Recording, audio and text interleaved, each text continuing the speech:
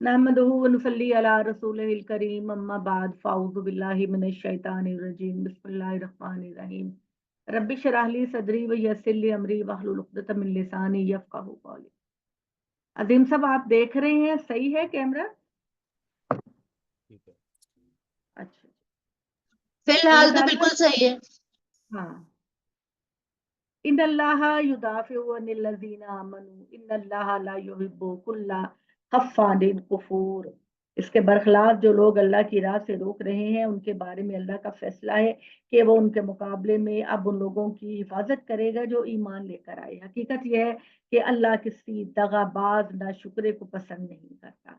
चुनाचे जिनसे जंग की जाए, इन्हें जंग की इजाजत दे दी गई है इसलिए कि उन पर जुल्म हुआ और अल्लाह यकीनन उनकी मदद पर कादिर है। ये उन लोगों का जिक्र है कि जो मक्का को छोड़कर मदीना चले गए थे। और अल्लाह ताला नहीं, यहाँ पे हबशा की बात है, ये हबशा की बात है क्योंकि पहली हिजरत जो है वो मुसलमानों ने हबशा की तरफ की थी। और यहाँ पर अल्लाह ताला ने कहा कि जिनको अपना दीन बचाने के लिए अपना घर बार छोड़कर अ, मदीना या हबशा जाना पड़ा, तो अल्लाह ताला ज़रूर उनकी मदद करेगा। और वो लोग जो अपने घरों से निकाले गए किसी वजह के, कि वो ये बात सिर्फ कहते हैं कि अल्लाह हमारा परवरदिगार है, ये हिजरत के बाद की आयतें, मदीना जाने की आयतें हैं, क्योंकि ये मक्की सूरा है। और मक्की सूरा में आप जो स्पीच है, जो अंदाज है, वो बिल्कुल देखते हैं कि मदीना की आयत सूरतों से बिल्कुल मुख्तलिफ होता है। तो अल्लाह ताला ने कहा कि लोगों को सिर्फ इस वजह से निकाला गया कि वो कहते हैं कि अल्लाह हमारा रब है। अगर अल्लाह जुल्म करने वालों को ना रोके उन लोगों पर चढ़ाई करने से जो हिदायत पर हैं, तो ये खानकाहें और गिरजे और कनीसें और मस्जिदें जिनमें अल्लाह का बड़ा कसरत से नाम लिया जाता है, तो शरपसंद लोग इन्हें गिरा दें। अल्लाह ज़रूर इन लोगों की मदद करेगा जो उसकी मदद के लिए उठेंगे। इसमें शुबा नहीं कि अल्लाह ज़बरदस्त है, वो सब पर गालिब है। और वही है जिनको अगर हम इस सरजमीन में इक़्तिदार बख्शेंगे, तो वो नमाज का एहतमाम करेंगे, ज़कात अदा करेंगे, भलाई की तलकीन करेंगे और बुराई से रोकेंगे। अल्लाह ज़रूर इनकी मदद करेगा और सब कामों का अंजाम तो अल्लाह ही के इख्तियार में है। यानी अल्लाह ताला कहते हैं कि नबी सल्लल्लाहु अलैहि वसल्लम के जो सहाबा कराम हैं, अभी तो वो ऐसी ज़िंदगी बसर कर रहे हैं कि जो हिजरत की ज़िंदगी है, लेकिन अनकरीब अल्लाह ताला उनको इक़्तिदार में लेकर आएगा और इक़्तिदार में लाकर वो लोग अल्लाह ताला के लिए नमाज पढ़ेंगे, ज़कात देंगे, नेकी का हुक्म देंगे, मुनकर से रोकेंगे और तमाम मामलात का के अंजाम का इख्तियार किसको इनाम देना है, वो सिर्फ अल्लाह ही के हाथ में है। आपको पता है कि जब नबी सल्लल्लाहु अलैहि वसल्लम इस दुनिया से रुखसत हुए, तो लोगों ने हज़रत अबू बकर सिद्दीक जो हैं वो खलीफा बने, तो लोगों ने कहा कि हम ज़कात नहीं देंगे। जो नए लोग थे, मुसलमान हुए थे नए लोग, उन्होंने कहा कि हम ज़कात नहीं देंगे। तो हज़रत अबू बकर को हज़रत उमर ने कहा, उन्होंने ये कहा कि जो ज़कात नहीं देगा, मैं उसके खिलाफ तलवार उठाऊँगा। हालाँकि आपको पता है कि हज़रत अबू बकर बहुत ही सॉफ्ट और बड़ी ही नर्म डाउन टू अर्थ तबीयत के मालिक थे। तो उन्होंने कहा कि जो ज़कात नहीं देगा, मैं उसके खिलाफ तलवार उठाऊँगा। हज़रत उमर ने कहा कि वालेकुम अस्सलाम सफ़िया अप्पा, वेलकम। हम सूरह हज पढ़ रहे हैं, सूरह हज 41 आयत नंबर जी। तो वो अल्लाह ताला ने हज़रत अबू बकर को उमर ने कहा कि बस ज़रा हाथ हल्का रखिए, लोग जो हैं ये नए-नए मुसलमान हुए हैं। तो हज़रत अबू बकर ने कहा कि अगर ये लोग नमाज और ज़कात में फ़र्क करेंगे, तो मैं इनके खिलाफ ज़रूर लड़ूँगा। और उन्होंने कहा कि अगर नबी सल्लल्लाहु अलैहि वसल्लम के ज़माने में कोई एक रस्सी भी ज़कात की देता था और मुझे अब नहीं देगा, तो मैं उसके खिलाफ लड़ूँगा। ये जज़्बा था जिसकी वजह से अल्लाह ताला ने सहाबा कराम के लिए ये बात कही कि वो हमेशा नेकी का हुक्म देंगे और बुराई से रोकेंगे और तमाम अमूर के अंजाम अल्लाह की तरफ होंगे। फिर आपको पता है कि खास मक्की सूरतों का जो अंदाज है, वो मक्की सूरतों का ये है कि अल्लाह ताला सारे पिछली कौमों का हवाला देकर कहते हैं कि ए कुरैश के लोग, अगर तुम ईमान कबूल नहीं करोगे और बुरे अमाल करोगे तो फिर अल्लाह ताला तुम्हें भी वैसी ही सजा देंगे जैसी अल्लाह ताला ने पिछली कौमों को दी। तो ये कहा कि अगर वो तुम्हें जुठलाते हैं तो इस पर क्यों हैरान हो। इससे पहले नूह की कौम, आदो समूद, इब्राहिम की कौम, लूत की कौम और मदियन के लोग भी जुठला चुके, और मूसा को भी इस तरह जुठलाया गया। फिर उनके मुनकरों को मैंने कुछ ढील दे दी, फिर इनको पकड़ लिया तो देखो कैसी हुई मेरी फिटकार इन पर। तो कितनी ही बस्तियां हैं जिनको हमने हलाक किया और वो जालिम थी, अब वो अपनी छतों पर उल्टी पड़ी हैं। और कितने कुएं बेकार और कितने पुख्ता महल हैं जो वीरान पड़े हुए हैं। याद और सबूत की तरफ इशारा है कि वो बिल्डिंगें बनाते थे। फिर क्या ये लोग जमीन में चले फिरे नहीं कि इबरत की इन जगहों को देखकर इनके दिल ऐसे हो जाते कि उनसे समझते और कान ऐसे हो जाते कि इससे सुनते। तो बात यह है कि सरों की आंखें नहीं होती बल्कि वो दिल अंधे होते हैं जो सीनों में होते हैं। मोहम्मद सल्लल्लाहु अलैहि वसल्लम, तुम्हारी कौम के लोग तुमसे कहते हैं कि अगर अजाब का डरावा देते हो तो अजाब ले आओ। हालांकि अल्लाह ने अजाब की वही सुनाई है, तो अल्लाह हरगिज अपने वादे की खिलाफवर्जी नहीं करेगा। इन्हें मालूम होना चाहिए कि तेरे परवरदिगार के यहाँ एक दिन तुम्हारी गिनती के 1000 साल के बराबर होता है। ठीक है। अल्लाह ताला का जो निज़ाम है, अल्लाह ताला का जो सिस्टम है, उसमें अल्लाह ताला फरमाते हैं कि तुम्हारा 1000 साल अल्लाह के एक दिन के बराबर होते हैं। और इस तरह अल्लाह ताला ने ये कहा कि फरिश्ते अल्लाह ताला से अहकामात लेने के लिए ऐसे दिन अल्लाह के अर्श की तरफ उरूज करते हैं कि जिसकी मिकदार तुम्हारे सालों के मुताबिक 1000 साल। तो इसका मतलब है कि अल्लाह ताला कहते हैं कि तुम्हारा सिस्टम बहुत छोटा है, इसकी ड्यूरेशन बहुत कम है, तो इसलिए रहमत पाने से पहले अजाब का मुतालबा ना, अल्लाह से रहमत का मुतालबा करो, अजाब का मुतालबा ना करो। क्योंकि कितनी ही बस्तियां हैं जिनको मैंने उनके जुल्म के बावजूद इसी तरह ढील दी, फिर अचानक इनको पकड़ लिया और सबको वापस तो आखिरकार मेरी तरफ ही आना है। अब जो अल्लाह के पास आ चुके हैं, उनके अलावा अब जो जिंदा लोग हैं, इन्हें भी बहरहाल मेरे पास आना है। हमारे बुजुर्गों में से है कोई ऐसा, दादा नाना, उससे पहले के लोग के जो उनमें से कोई भी हो, तमाम लोग, चाहे वो बादशाह थे, चाहे इक़्तिदार था उनके पास, वो सब के सबको हमेशा अल्लाह की तरफ। ठीक है।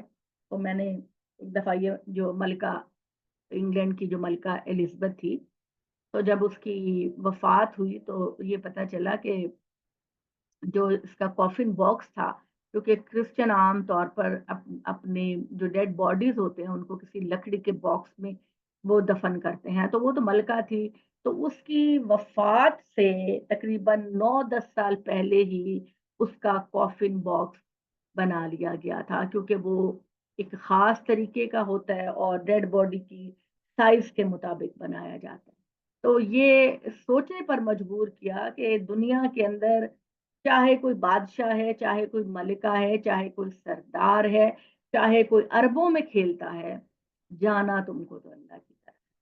वो इन्ना का कादिहुन इला रब्बिका कदहन फामुलाकी, तुम हर सांस ब सांस, हर कदम ब कदम, तुम समझते हो ना, मेरी उम्र बढ़ गई, मैं इतने साल का हो गया, चलो खुशी मनाएं, मगर तुमको ये नहीं पता कि हर कदम तुम अल्लाह की तरफ बढ़े जा रहे हो, हर कदम तुम अल्लाह की तरफ बढ़े जा रहे हो। तो अल्लाह ताला कहते हैं कि इनसे कह दो लोगों, मैं तुम्हारे लिए सिर्फ एक खुला हुआ खबरदार करने वाला हूँ। फिर जो ईमान लाए और उन्होंने अच्छे अमल किए, इनके लिए बख्शिश भी है और इज्जत की रोटी।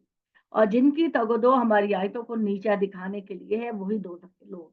हमने ये मोहम्मद सल्लल्लाहु अलैहि वसल्लम तुमसे पहले जो रसूल और जो नबी भी भेजे, उसके साथ यही मामला हुआ कि उसने जब भी कोई तमन्ना की, शैतान उसकी तमन्ना में खलल अंदाज हो गया, फिर शैतान की इस खलल अंदाजी को अल्लाह मिटा देता है और फिर अल्लाह अपनी आयतों को करार बख्शता है। और अल्लाह अलीम व हकीम है, इसलिए होता है कि शैतान इस खलल अंदाजी को उनके लोगों के लिए फितना बना दे जिनके दिलों में मुनाफिकत का रोग है और जिनके दिल सख्त हो चुके हैं। हकीकत यह है कि ये जालिम मुखालफत में बहुत दूर निकल गए, یہ اس لیے ہوتا ہے کہ جن کو خدا کی کتاب کا علم ہوا ہے وہ اچھی طرح جان لے کہ یہ تیرے پروردگار کی طرف سے حق آیا ہے، تو ان کے ایمان ان پر پختہ ہوں اور ان کے دل ان کے آگے جھک جائے۔ یہ اللہ کا فیصلہ ہے کہ وہ ان لوگوں کو جو ایمان لے کر آئے ہیں ضرور سیدھی راہ دکھائے، ٹھیک ہے۔ اور اس کے برخلاف جن لوگوں نے انکار کا فیصلہ کر دیا وہ اس علم کی طرف سے شک میں ہی رہیں گے، یہاں تک کہ ان کے سر پر قیامت یکا یک آ جائے گی اور ایک منحوس دن کا عذاب ان پر نازل ہو جائے گا۔ وہ اس بات کو یاد رکھیں کہ ساری کی ساری اختیار اور بادشاہت اللہ کا ہے۔ اللہ ان کے درمیان فیصلہ کرے گا قیامت کے دن، تو وہ لوگ جو ایمان لے کر آئے اور جنہوں نے بہترین اعمال کیے وہ تو ہوں گے نعمت بھری جنتوں میں، اور وہ لوگ جنہوں نے انکار کیا اور میری آیتوں کو جھٹلایا تو ان کے لیے انتہائی ذلیل کرنے والا عذاب ہوگا۔ اور وہ لوگ جو اللہ کی راہ میں ہجرت کرتے ہیں پھر جہاد کے موقع پر شہید کر دیے جاتے ہیں اور وہ اللہ کے پاس چلے جاتے ہیں، تو اللہ کا وعدہ ہے کہ ان کو خدا تعالیٰ بڑا ہی زبردست رزق عطا کرے، بہت زبردست رزق، ایسا نہیں کہ آپ کو صرف روٹی اور چاول اور گوشت اور سبزی اور دال ملے گی۔ آپ سوچ بھی نہیں سکتے کہ وہاں پر خدا تعالیٰ کی نعمتیں کس کس طرح کی اور کتنی کتنی زبردست نعمتیں ہوں گی، اور وہ پروردگار بہترین رزق دینے والا ہے، اس پر واجب ہے کہ وہ داخل کرے گا ان کو، ایسا داخل کرنا، اتنی عزت اور احترام سے ان کو اپنی نعمتوں میں داخل کرنا کہ مومن اللہ سے راضی ہو جائے، ٹھیک ہے۔ دنیا میں ہماری سیٹسفیکشن کچھ بھی ہو جائے نہیں ہوتی، اللہ تعالیٰ کہتے ہیں کہ میں تمہیں وہاں ایسی نعمتیں دوں گا، ایسا پیکج دوں گا میں تمہیں کہ تم میری نعمتوں سے راضی ہو جاؤ گے۔ اور بے شک اللہ تعالیٰ علم رکھنے والے اور بہت حلیم الطبع ہیں، یعنی وہ کبھی بھی انسانوں کو عذاب میں ڈالنے کی جلدی نہیں کرتے، بلکہ اللہ تعالیٰ پوری پوری مہلت دیتے ہیں کہ لوگ اپنی غلطیوں سے توبہ کر لیں اور خدا کی رحمتوں میں آئیں۔ اور اسی طرح ہوگا، اور مزید یہ ہے کہ جو کسی ظلم کا ارتکاب کرے گا ویسا ہی بدلہ لے جیسا کہ اس کے ساتھ کیا گیا، پھر اس پر زیادتی کی جائے تو اللہ جس پر زیادتی کی جائے اس کی ضرور مدد کرے، لیکن چند گزرے ہوئے گزرے تو درگزر کرے تو بہتر ہے، اس میں شبہ نہیں کہ اللہ تعالیٰ تمہارے گناہوں کو معاف کرنے والا، درگزر کرنے والا، اللہ ضرور اس کی مدد فرمائے گا۔ یہ اس لیے کہ اللہ ہی ہے جو رات کو دن میں داخل کرتا ہے اور دن کو رات میں۔ اللہ تعالیٰ جب بھی اپنے اقتدار کی بات کرتے ہیں تو اللہ تعالیٰ یہ بتاتے ہیں کہ اس کائنات پر غور کرو، تمہاری عقل تمہیں یہ سوچنے پر مجبور نہیں کرتی کہ یہ دنیا، یہ سسٹم اپنے آپ نہیں چل رہا، بلکہ اس کے پیچھے کسی بہت ہی حکیم پروردگار کا ہاتھ ہے، اور اللہ تعالیٰ تمہاری ساری باتوں کو سنتا اور دیکھتا ہے۔ یہ اس وجہ سے کہ اللہ ہی در حقیقت سچائی ہے، اور جن چیزوں کی طرف یہ لوگ اللہ کے سوا بلاتے ہیں وہ ایک باطل چیز، وہ ایک جھوٹی چیز ہے، اور اللہ تعالیٰ اس کے بارے میں سوچ رکھو کہ وہ بہت بلند و بالا اور بڑی عظیم ترین ہستی ہے، اور اللہ تعالیٰ جو ہیں وہ بہت صفات کے مالک ہیں، بے شک اللہ تعالیٰ باریک بین بھی ہیں اور خبر رکھنے والے بھی ہیں، سارے آسمانوں اور ساری زمینوں کے خزانے اللہ کے ہاتھ میں ہے، اور بے شک اللہ تعالیٰ بے نیاز ہے، تمہاری طرف سے اللہ کو کچھ نہیں چاہیے، وہ اپنی ذات میں ہی اتنا زبردست ہے کہ اس کو تمہاری طرف سے کچھ بھی نہیں چاہیے، تمہاری طرف سے مطالبہ اس لیے ہوتا ہے کہ خدا اللہ تعالیٰ تمہیں اپنی نعمتوں سے نوازے۔ اور کیا تم نے نہیں دیکھا کہ اللہ نے زمین کی سب چیزوں کو تمہارے کام میں لگا رکھا ہے، اور کشتی کو بھی دیکھو ذرا، اس کے حکم پر سمندر میں چلتی ہے اور وہ سمندر کو تھامے ہوئے ہے کہ مبادا کہیں یہ جو بحری جہاز ہے یہ سمندر میں نہ ڈوب جائے، الا یہ کہ ڈوبنا ہی اللہ کی اجازت۔ یقیناً اللہ لوگوں پر بڑا ہی مہربان ہے، اللہ اپنا رحم ہمیشہ کرنے والا ہے، وہی پروردگار ہے جس نے تم کو زندگی دی، پھر وہ تم کو مارتا ہے، پھر وہ تم کو زندہ کرے گا، اور حقیقت یہ ہے کہ انسان بڑا ہی ناشکرا ہے۔ انہیں اعتراض ہے کہ ایک نئی شریعت مختلف کی، یہ کن کا طرف اشارہ ہے؟ بنی اسرائیل کی طرف، کہ تورات اگر ہے تو پھر قرآن کے آنے کی क्या जरूरत है? तो हमने हर उम्मत के लिए एक तरीका मुकर्रर किया है, तो वो उसी पर चलेंगे, और हमने इस वक्त भी यही किया। तो इस मामले में वो तुम्हारे साथ हरगिज कोई झगड़ा ना करने पाए, लिहाजा इनकी गलतियों को नजरअंदाज करो ए मोहम्मद, और अपने परवरदिगार की तरफ बुलाते रहो। यकीनन तुम सीधे रास्ते पर हो। और इसके बाद भी अगर वो तुमसे झगड़ने के दर पे हैं, तो इनसे कह दो कि अल्लाह खूब जानता है जो कुछ तुम कर रहे हो। अल्लाह क़यामत के दिन तुम्हारे दरमियान उस चीज का फैसला करेगा जिसमें तुम इख्तलाफ करते रहे। क्या तुम नहीं जानते कि जमीन और आसमान की हर चीज अल्लाह के इल्म में है, और ये सारा कुछ रिकॉर्ड अल्लाह के पास एक दफ्तर में मौजूद है। हकीकत यह है कि अल्लाह के लिए तुम्हारा हिसाब किताब करना बहुत आसान है।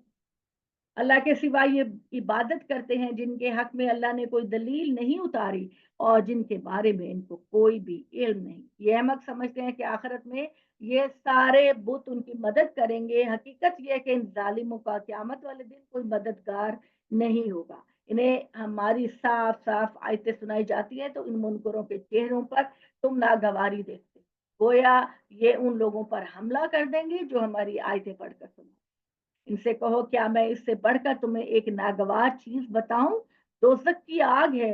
अल्लाह ने मुनकरों के हक में इसका वादा कर रखा है, और अल्लाह ताला का ये ठिकाना बहुत बुरा है। लोगों, तुम अपने इन पत्थरों की हकीकत को समझना चाहते हो तो एक मिसाल बयान की जाती है, तो उसको गौर से सुनो। हकीकत यह है कि खुदा के सिवा जिनको तुम पुकारते हो वो एक मक्खी भी नहीं बना सकते, अगरचे वो इसके लिए सब मिलकर कोशिश करें। और अगर वो मक्खी उनसे कुछ छीन ले जाती है, तो ये बुत उस मक्खी को नहीं पकड़ सकते, और न ही अपनी चीज छुड़ा सकते हैं। चाहने वाले भी बेअकल, और जिनको ये चाहते हैं वो भी बेअकल। उन्होंने अल्लाह की कुदरत को नहीं पहचाना जैसा कि इसको पहचानने का हक है। बेशक अल्लाह कव्वी है, और वो सब पर गालिब। ये इसी नाकदरी का नतीजा है कि ये फरिश्तों को खुदा की बेटियां बनाकर इनकी इबादत करते हैं। अल्लाह फरिश्तों से भी अपना मुकाम बर चुनता है, यानी अल्लाह ताला का मुकाम और मर्तबा फरिश्तों से कहीं ऊपर है, और इंसानों से भी कहीं ऊपर। तो इसमें शरीक क्यों हो जाएंगे? हकीकत यह है कि अल्लाह खुद समीओ बसीर है। इन फरिश्तों के आगे और पीछे जो कुछ है वो इससे वाकिफ है, और तुम्हारे मामलात सब के सब अल्लाह की तरफ रजू होगी। ईमान वालों, इनका अहद तमाम हुआ। इनका, अब मक्का के लोग जो हैं आहिस्ता आहिस्ता सब ईमान लाएंगे, और जो बुत परस्त लोग हैं वो मक्का छोड़कर चले जाएंगे। अब तुम्हारा दौर शुरू हो रहा है, तो रुकू व सुजूद करो, अपने परवरदिगार की बंदगी करो, और नेकी के काम करो ताकि तुम फलाह पाओ। और मजीद ये कि अपने मनसब की जिम्मेदारियों को पूरा करने के लिए अल्लाह की राह में जैसा कि जद्दोजहद करने का हक इसने तुम्हें चुन लिया है। और जो शरीयत है मुसलमानों तुमको दी गई है, इसमें अल्लाह ने तुम्हारे लिए कोई तंगी नहीं रखी। ये मैं आपको वाजे कर दूं कि सूरह बकरा के अंदर भी और बाकी जगह पे ये जो आयत आती है, ला युकल्लिफुल्लाहु नफ्सन इल्ला वुसअहा, तो हमारे लोग ये कहते हैं कि अल्लाह ताला जो है वो दुनिया में अगर हमें कोई बीमारी आती है या हमें तंगदस्ती आती है, तो अल्लाह ताला हमारे कंधों पर उतना ही बोझ डालते हैं जितनी के हमारी इस्तिताअत होती है। तो मैं ये बताना चाह रही हूँ कि ये वाली आयत दुनिया से रिलेटेड नहीं है, ये जो है ये शरीयत से रिलेटेड है कि अल्लाह ताला ने हमें जो दीन दिया है मोहम्मद सल्लल्लाहु अलैहि वसल्लम के जरिए, उसके अंदर कोई ऐसी सख्ती नहीं, बिल्कुल भी नहीं, कि जिसको उठाने से हम परेशान। कोई दीन में सख्ती नहीं, और अल्लाह ताला ने जिन कौमों के लिए उनकी सरकशी की वजह से कुछ सख्तियां रखी थी, उनसे वादा किया था कि जब मोहम्मद आएंगे इस दुनिया के अंदर तो तुम्हारी ये सारी सख्तियां, ठीक है, जैसे ऊंट का गोश्त वो नहीं खाते थे, या हफ्ते वाले दिन कोई काम नहीं करते थे। तो अल्लाह ने कहा रमजान की रातों में बीवियों के पास जाने की इजाजत नहीं थी, और रोजा उसको छोटा कर, वो हमारी निस्बत 24 घंटे का था, उसको छोटा कर दिया गया। तो अल्लाह ताला ने ये बात याद रखिए, मैं इसकी करेक्शन करना चाहती हूँ कि ला युकल्लिफुल्लाहु नफ्सन इल्ला वुसअहा का दुनिया से कोई वास्ता नहीं है। कि भाई हमारी बीमारी, हमारी तंगदस्ती हमारी हिम्मत से ज्यादा नहीं होती। इसका ताल्लुक सारा का सारा शरीयत से है कि अल्लाह ताला ने तुम्हारे लिए अगर कुछ कंडीशंस लगाई हैं اور ان کنڈیشن میں تم کسی چیز کے اوپر عمل نہیں کر سکتے تو اللہ تعالیٰ تمہارے لیے آسانی کی راہیں، ایک کوئی نہ کوئی آپشن اللہ تعالیٰ آپ کے لیے آسانی کی کھول دیتا ہے. تو یہ اللہ تعالیٰ کا بڑا کرم ہے. تو تمہارے باپ ابراہیم کی ملت تمہارے لیے پسند کی ہے، اسی نے تمہارا نام مسلم رکھا. اس سے پہلے اور اس قرآن میں بھی تمہارا نام مسلم ہے، اس لیے چن لیا ہے کہ رسول تم پر اس دین کی گواہی دے اور دنیا کے سب لوگوں پر تم اس کی گواہی دینے والے. یعنی اللہ تعالیٰ نے کہا کہ جو لوگ مسلمان ہیں ان تک، صحابہ کرام تک اللہ کا دین پہنچاؤ، اور پھر صحابہ کرام کی ذمہ داری ہے کہ وہ آگے پوری دنیا تک اللہ کے دین کو پہنچائیں. تو نماز کا اہتمام رکھو، زکوٰۃ ادا کرتے رہو، اللہ کو مضبوط پکڑو، وہی تمہارا مولا ہے، اور کتنا اچھا مولا ہے، اور کیا ہی اچھا. اب جی ماشاء اللہ الحمدللہ ہم شروع کرنے لگے ہیں سورہ مومنون. جی اور کاکب جی، سوری، جی السلام علیکم.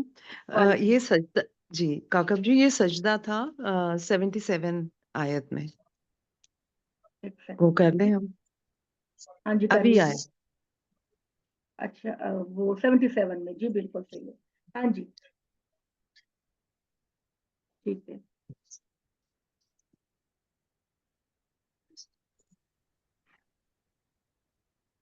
اچھا یہ میں آپ کو بتاؤں کہ سجدے کے بارے میں، کہ سجدہ جو ہے وہ اللہ تعالیٰ نے نہیں یہاں پہ فرض، ٹھیک ہے.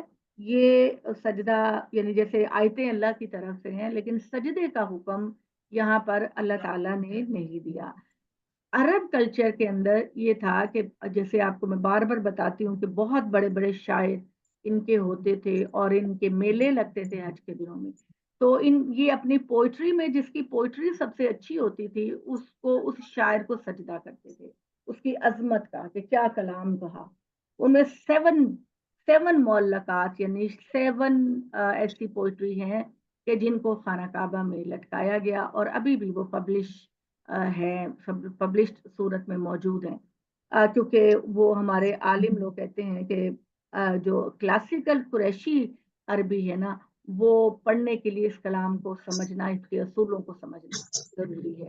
تو نبی صلی اللہ علیہ وآلہ وسلم نے یہ کیا کہ جب کوئی آیت اللہ کی ربوبیت اور بزرگی کے بارے میں آتی تھی تو آپ صلی اللہ علیہ وسلم سجدہ کرتے. تو یہ سجدے کی روایت جو ہے یہ ہمارے نبی نے ہمیں بتایا. اللہ تعالیٰ نے یہ والا، میں نے کہا علم میں کوئی چھوٹی سی بھی بات ہو تو اس کو ضرور شیئر کرنا چاہیے. تو یہ نبی صلی اللہ علیہ وسلم کا عمل ہے. تو یہ والی بات ہے. تو اللہ تعالیٰ کہتے ہیں، اب ہے جی سورہ مومنون. مومن کی جمع ہے مومنون، ٹھیک ہے جی، مومن کی جمع ہے مومنون. اور اب اللہ تعالیٰ مومن بندوں کی فلاح کی بات کرتے ہیں، کامیابی کی بات کرتے ہیں. بسم اللہ الرحمن الرحیم. قد افلح المومنون. اللہ کے نام سے جو سراسر رحمت ہے، جس کی شفقت ہمیشہ ہے. اپنی مراد کو پہنچ گئے ایمان والے، جو اپنے نماز میں عاجزی اختیار کرتے ہیں، جو فضولیات سے دور رہتے ہیں، اور جو اللہ کے بندوں کے لیے زکوٰۃ کرنے والے ہیں، رمگاہوں کی حفاظت کرنے والے، اپنی بیویوں اور اپنی لونڈیوں کے سوا کہ ان کے بارے میں ان من کوئی ملامت نہیں. ہاں جو اس کے علاوہ چاہیں گے تو وہی ہے جو حد سے بڑھنے کا، یعنی بیویوں کے علاوہ. اور اب تو لونڈی اور غلام کا کوئی سسٹم نہیں ہے. صرف اب آپ بیویاں ہیں جن سے لوگ جو ہیں وہ اپنی خواہش کو پورا کر سکتے ہیں، صرف بیویاں ہیں اور اب کوئی نہیں ہے. تو یہ لوگ ہیں جو اپنی امانتوں کی حفاظت کرتے ہیں، اپنے عہد کی حفاظت کرتے ہیں، اور وہ لوگ ہیں جو اپنی نمازوں کی حفاظت کرتے ہیں. اور یہ سارے کے سارے لوگ جو ان تمام خوبیوں کے وارث ہیں وہی اللہ کی جنت کے وارث ہوں گے. در حقیقت یہ لوگ ہیں جو فردوس کے وارث ہوں گے. فردوس کے بارے میں کہا جاتا ہے کہ یہ سب سے بڑا، جنت کا سب سے اونچا درجہ ہے.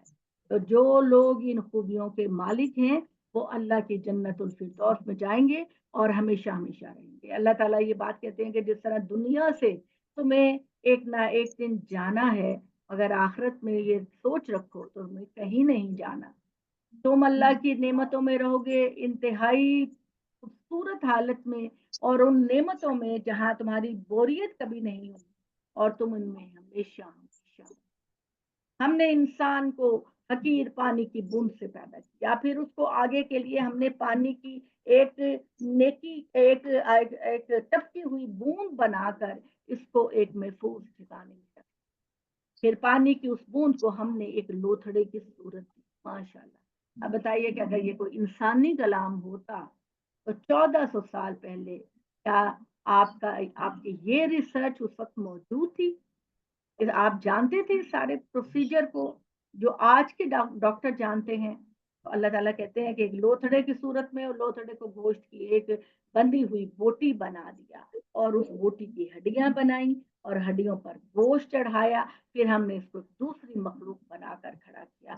تو بڑا ہی بابرکت ہے اللہ، بہترین پیدا کرنے والا۔ پہلا کہتے ہیں کہ جب پریگننسی اسٹارٹ ہوتی ہے تو الٹرا ساؤنڈ میں جو دیکھا گیا تو بچہ ایک نقطے کی طرح ہوتا ہے، ایک نقطے کی طرح، اور پھر آہستہ آہستہ اس کا سائز اتنا چھوٹا ہوتا ہے کہ وہ کھجور کی گٹلی کی طرح ہو جاتا ہے۔ اور پھر اللہ تعالیٰ، یہ دیکھیے اللہ تعالیٰ نے الٹرا ساؤنڈ کو بھی بنایا کہ تم اللہ کو جج کرو کہ اللہ تعالیٰ کس کس کس مرحلے سے بنا کر تمہیں گزار کر دنیا میں لاتے ہیں۔ تو پھر اس کے بعد اللہ تعالیٰ کہتے ہیں کہ پانی کی اس بوند کو ہم نے ایک لوتھڑے کی صورت دی، لوتھڑے کو گوشت کی ایک بندی ہوئی بوٹی بنایا، اس بوٹی کی ہڈیاں پیدا کی اور ہڈیوں پر گوشت چڑھا، پھر ہم نے ایک دوسری ہی مخلوق بنا دیا انسان کو، کہ جب انسان جوان ہوتا ہے، بچپن کی کمزوری سے نکلتا ہے، تو سمجھتا ہے میری جیسی ذہانت، میری جیسی قابلیت، میری جیسی اقتدار، میری جیسی پاور کسی کے پاس نہیں، تو طاقت کا اللہ ایک دور اس کو دیتا ہے کہ وہ سمجھتا ہے کوئی میرے مقابلے کا نہیں، لیکن پھر اللہ دکھا دیتا ہے تم کو کہ آہستہ آہستہ تمہاری جوانی زوال پذیر ہوتی ہے، اور تم پھر اپنی یادداشت، اپنی میموری، اپنے رویے میں بالکل چھوٹے بچے جیسے ہو جاتے، تو پھر اللہ تعالیٰ تمہیں موت دیں گے اور تمہیں ایک زندگی نئی دیں گے۔ تو بہت ہی بہترین ہے وہ پروردگار جو بہترین تخلیق کرنے والا ہے اپنی مخلوق کو۔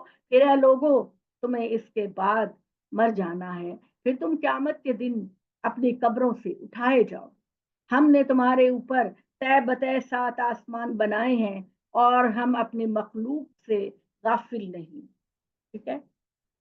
یعنی 7 آسمان میں مختلف مخلوقات ہیں، جیسے یہ تو ہمیں پتا ہے کہ فرشتے بھی ہیں، یہ بھی ہمیں پتا ہے جن بھی ہیں، ہم انسان بھی ہیں، پرندے جانور بھی ہیں، مگر ہماری سرزمین کے علاوہ باقی جو سرزمینیں ہیں ان کے اندر بھی اللہ تعالیٰ کی مخلوقات ہیں، اور یہ بہت کچھ ہے، بہت کچھ جاننے والا ہے۔ تو اللہ تعالیٰ ان سب چیزوں کو قیامت کے دن اپنے سامنے حاضر کرے گا، اور اللہ تعالیٰ کہتے ہیں کہ میں مخلوقات کو پیدا کر کے غافل نہیں ہو گیا کہ جا کر میں سو جاؤں، میں پوری ہوشیاری کے ساتھ اپنی مخلوقات کی حفاظت کر رہا ہوں، اور میں نے آسمان سے پانی نازل کیا ایک اندازے کے ساتھ، اور پھر اس کے ذریعے زمین میں اس پانی کو ٹکا دیا، اور پھر میں اس پر بھی قادر ہوں کہ تمہاری پکی پکائی کھیتیوں کو لے جاؤں اور برباد کر دوں۔ چنانچہ میں نے تمہارے لیے باغ پیدا کیے کھجور کے، انگور کے، اور اس زمین کے اندر تمہارے لیے بے شمار پھل پیدا کیے، اور ان میں سے تم کھاتے ہو، اور ایسا درخت بھی ہے کہ جو طور سینا سے نکلتا ہے، یہ ایک ایسا درخت ہے جو اللہ تعالیٰ نے طور سینا سے نکالا، یعنی وہ پہاڑ جہاں پر کہ جس میدان کے اندر، جس صحرا کے اندر حضرت موسیٰ اللہ تعالیٰ سے شریعت لینے جاتے تھے، بات کرنے جاتے تھے، وہاں پر اللہ تعالیٰ نے کہا کہ میں نے زیتون کے درختوں کو اگایا، بیسٹ زیتون کا جو درخت ہے وہ طور سینا سے نکلتا ہے، اور اس سے تیل نکلتا ہے، اور روغن کی صورتوں میں کھانے والوں کے لیے یہ ایک بہترین سالن ہے۔ آپ کو پتا نا کہ عرب لوگ جب ان کے گھر میں کوئی سالن نہیں ہوتا تھا تو یہ سرکے سے اور زیتون کے تیل سے کھانا کھاتے، اور زیتون کا تیل جو ہے وہ ان کے لیے ایک بڑا لیفش قسم کا کھانا ہوتا تھا، کہ یہ اپنے اپنے لیے ایک بہت بڑی چیز سمجھتے تھے زیتون کے تیل کو۔ تو اللہ تعالیٰ نے کہا کہ وہ میں نے تمہارے لیے چھپائے بھی یقیناً بڑا سبق ہے، ہم چیزوں کے اندر سے جو ان کے پیٹ میں ہے تمہیں خوش ذائقہ دودھ پلاتے، پتہ ہے آج کل کے جو ہمارے ڈاکٹر ہیں ان کی ریسرچ کیا کہتی ہے؟ وہ کہتے ہیں کہ یہ جو دودھ ہے نا یہ ہمیں نہیں پینا چاہیے. وہ کہتے ہیں دودھ ہمیں نہیں پینا چاہیے اور دودھ سے بنی ہوئی چیزوں کو ہمیں نہیں کھانا چاہیے. اور ٹھیک ہے کسی کو الرجی ہو سکتی، مطلب اللہ تعالیٰ نے یہ بھی رکھا ہے کہ کسی کسی کو جیسے گلوٹن سے الرجی ہوتی ہے، مے بھی کسی کو دودھ سے الرجی ہوتی ہو، لیکن اللہ تعالیٰ نے دودھ پینے کو حرام نہیں کیا، یہ انسانوں کے لیے بنایا گیا. اور اللہ تعالیٰ کہتے ہیں کہ پینے والوں کے لیے یہ انتہائی خوش ذائقہ ہے. آج کل کے لوگ کہتے ہیں کہ جی صرف بلیک چائے پیے، کہوا صرف بلیک کہوا پیے، دودھ نہ ڈالیں، کافی بلیک ہی پیئیں اس میں دودھ نہ ڈالیں. مگر دودھ اور دہی کے کتنے فائدے ہیں یہ بھی تو آپ لوگ جانتے ہیں. یہ کیلشیم، وٹامن ڈی، یہ اللہ نے کہا کہ میں نے یہ تمہارے فائدے کے لیے بنائے ہیں. تو ہم انسانوں کو ایک جنرل سٹیٹمنٹ نہیں دے دینا چاہیے کہ ہم تو دودھ کو پیے ہی نہیں. دودھ اللہ تعالیٰ کہتے ہیں کہ بڑا ہی خوشگوار اور مزے کا اور صحت افزا ہوتا ہے جو لوگ اس کو لیتے ہیں. اور ان پر کشتیوں پر جو سمندر میں چلتی ہیں ان پہ سوار کیے جاتے ہیں اللہ کی مخلوق. ہم نے دیکھی جیسے ہوتا نا کہ ایک ماں اور ایک باپ اولاد کے لیے بڑا درد رکھتے ہیں اور وہ بار بار کہتے ہیں بیٹا یہ کام چھوڑ دو، اٹھو پڑھو فیل ہو جاؤ گے، کچھ کر لو اپنی زندگی بنا لو. اور یہ کہتے ہیں کہ دیکھو آج تو ہم تمہارے کام آ رہے ہیں، جب ہم دنیا میں نہیں رہیں گے تو کون تم کو سنبھالے گا. تو اسی طرح اللہ تعالیٰ بار بار بتاتے ہیں کہ دیکھو میں نے قوموں کی طرف ان نبیوں کو بھیجا، انہوں نے اپنی زندگیوں کو تمہارے لیے وقف کر دیا اور وہ تم کو ہمیشہ برائیوں سے روکتے. اسی طرح ہم نے نوح کو اس کی قوم کی طرف بھیجا تو نوح نے اپنی قوم سے کہا اے میری قوم کے لوگوں صرف اللہ کی عبادت کرو، اللہ کے سوا تمہارا کوئی معبود نہیں، تو تمہیں عقل کیوں نہیں آتی؟ تو سرداروں نے کہا جنہوں نے کفر کیا تھا اپنی قوم سے، یہ نوح تو تمہاری طرح کا ایک انسان ہے، اگر یہ کوئی خدا کا پیغمبر ہوتا تو ہم سے تھوڑا ڈفرنٹ ہوتا، ہم سے مختلف ہوتا یا آسمان سے آتا. یہ چاہتے ہیں، یہ چاہتا ہے کہ تم پر ان کو تو اس کو برتری حاصل ہو جائے، اور اگر اللہ چاہتا تو کسی فرشتے کو نازل کرتا. اور ہم نے تو اس طرح کی کوئی بات اس نبی نے نہیں کہی جیسے کہ ہمارے پہلے باپ دادا باتیں کرتے تھے. یہ در حقیقت یہ وہ شخص ہے جسے جنون لاحق ہو گیا ہے. تو چنانچہ انتظار کرو کچھ دنوں میں یہ ہلاک ہو جائے گا. یہ حضرت نوح کے بارے میں کہتے تھے فتربصوا بہی حتی حین، کچھ دیر انتظار کرو یہاں تک کہ وہ وقت آ جائے جب یہ ختم ہو جائے. تو نوح نے دعا کی اے میرے پروردگار اب تو اسی چیز سے میری مدد فرما جس میں انہوں نے مجھ کو جھٹلا دیا. تو ہم نے اس کی طرف وحی کی کہ ہماری نگرانی میں اور ہماری ہدایت کے مطابق ایک کشتی بناؤ کہ جب ہمارا حکم آ جائے اور پانی زمین اور آسمان دونوں سے ابل پڑے تو اس میں ہر قسم کے جانوروں کے جوڑے رکھ لو، نر و مادہ دو دو، اور ان کے ساتھ اپنے لوگوں کو بھی سوار کر لو، ان میں سے سوائے ان کے جن کے بارے میں میں پہلے فیصلہ کر چکا ہوں، اور مجھ سے ان لوگوں کے بارے میں کوئی سفارش نہ. حضرت نوح سے کہا. حضرت نوح نے چونکہ 950 سال تک اپنی قوم کے لیے ہدایت کی کوشش کی، ان کو بچانے کی کوشش کی، مگر 950 سال کے بعد انہوں نے خود اللہ سے کہا کہ یا اللہ اب میرا نہیں خیال کہ ان تلوں میں کچھ تیل ہے، تو اللہ تعالیٰ اب آپ ان پر اپنا عذاب لے آئیں. تو اللہ تعالیٰ نے کہا کہ عذاب کی صورت پانی کی ہوگی تو تم کشتی میں بنا کر مومنین کو اس میں سوار کرنا اور تمام پرندوں اور چرندوں کے ایک ایک جوڑا لینا اور کھانے پینے کا سامان لینا، اور اگر تیری فیملی میں سے کوئی ڈوبنے لگے تو مجھ سے احتجاج نہ کرنا، میں نے ان کے ڈبونے کا فیصلہ کر لیا.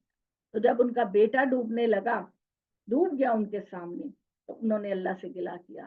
تو اللہ تعالیٰ نے کہا کہ جاہل نہ بنے نو، جو ایمان نہیں رکھتا وہ تیرا بیٹا نہیں ہو سکتا.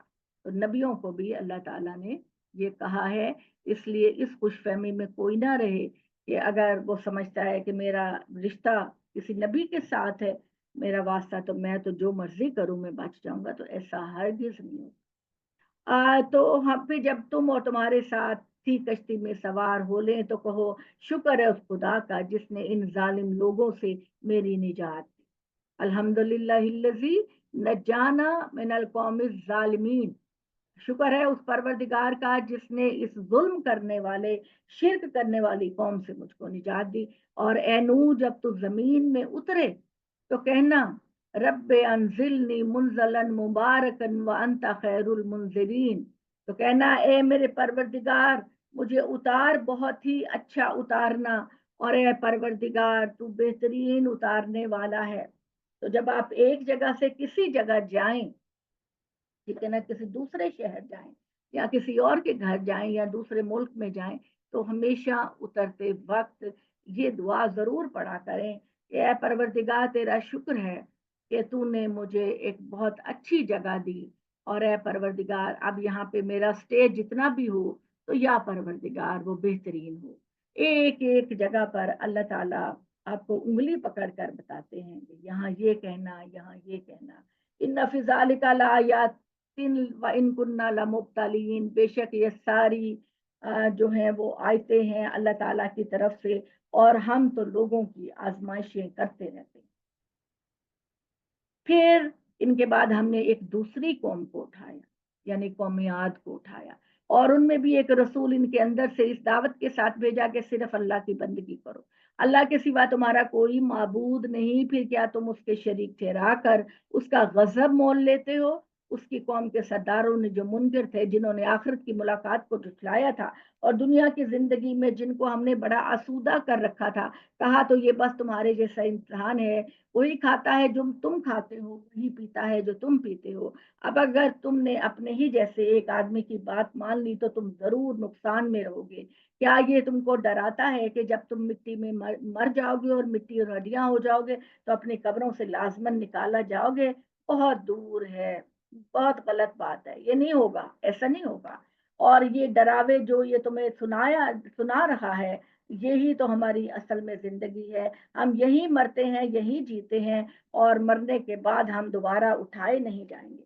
कुछ नहीं, ये एक आदमी है जिसने खुदा पर झूठ बांधा है, और हम इसको हरगिज मानने वाले नहीं।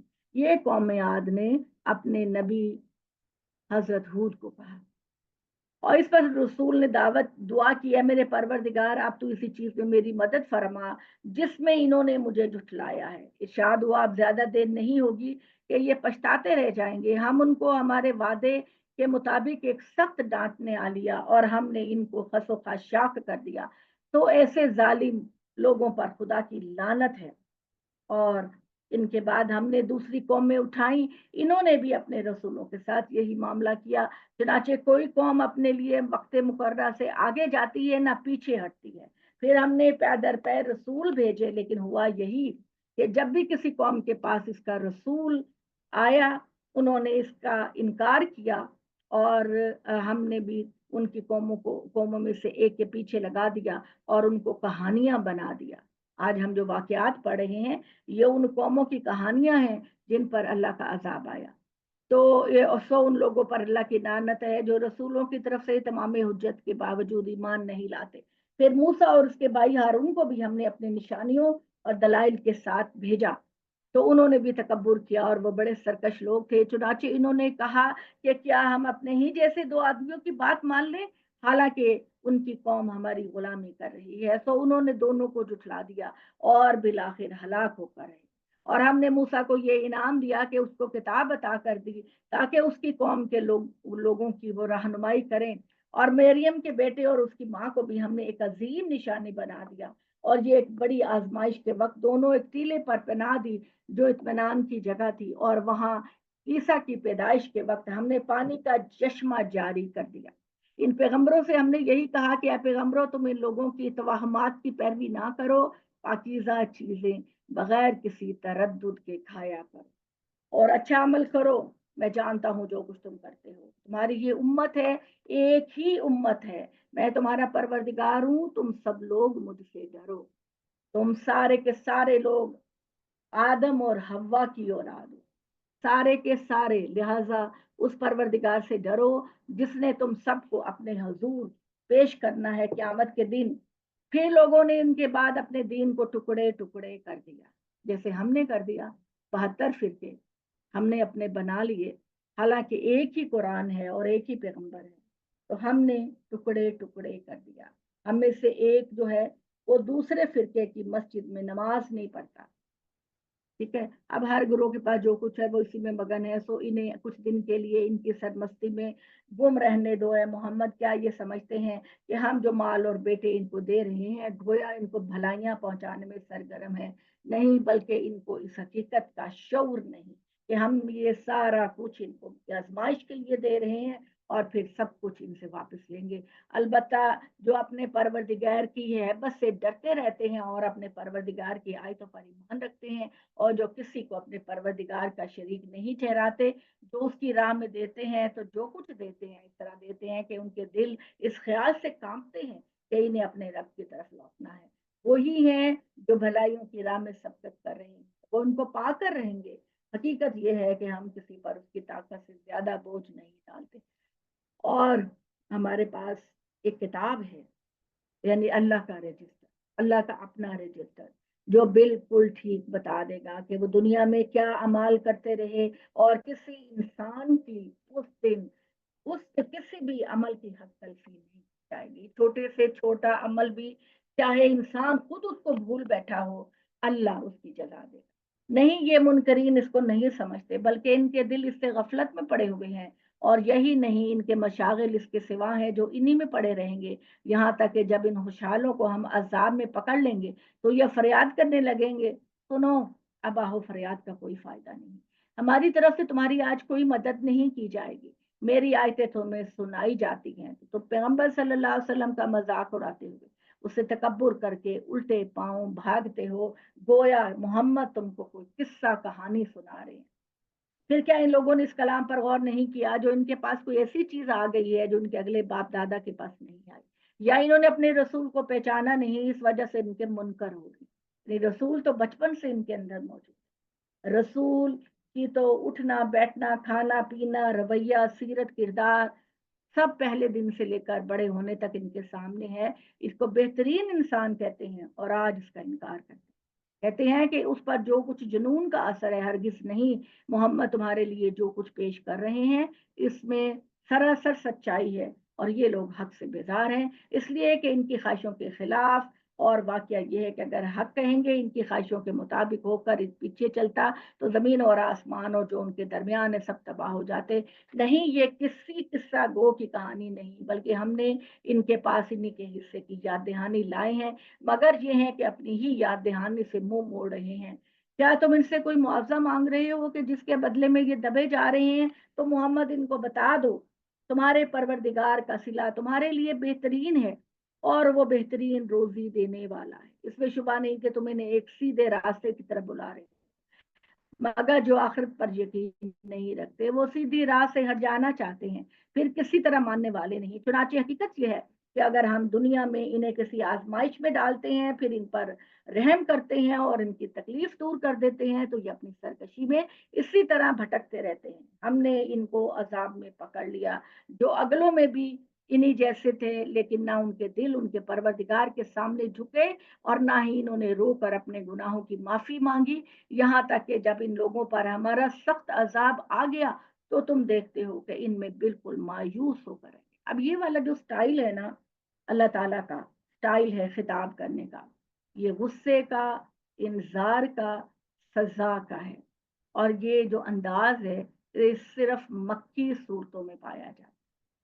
یہ جو انذار کا طریقہ ہے نا کہ میں تمہیں پکڑوں گا اور میں تمہیں یہ سزا دوں گا اور میں تمہیں زنجیر میں باندھ دوں گا اور تمہیں، یہ والا اگر آپ غور کریں تو یہ سارا سٹائل مکی صورتوں کا ہے.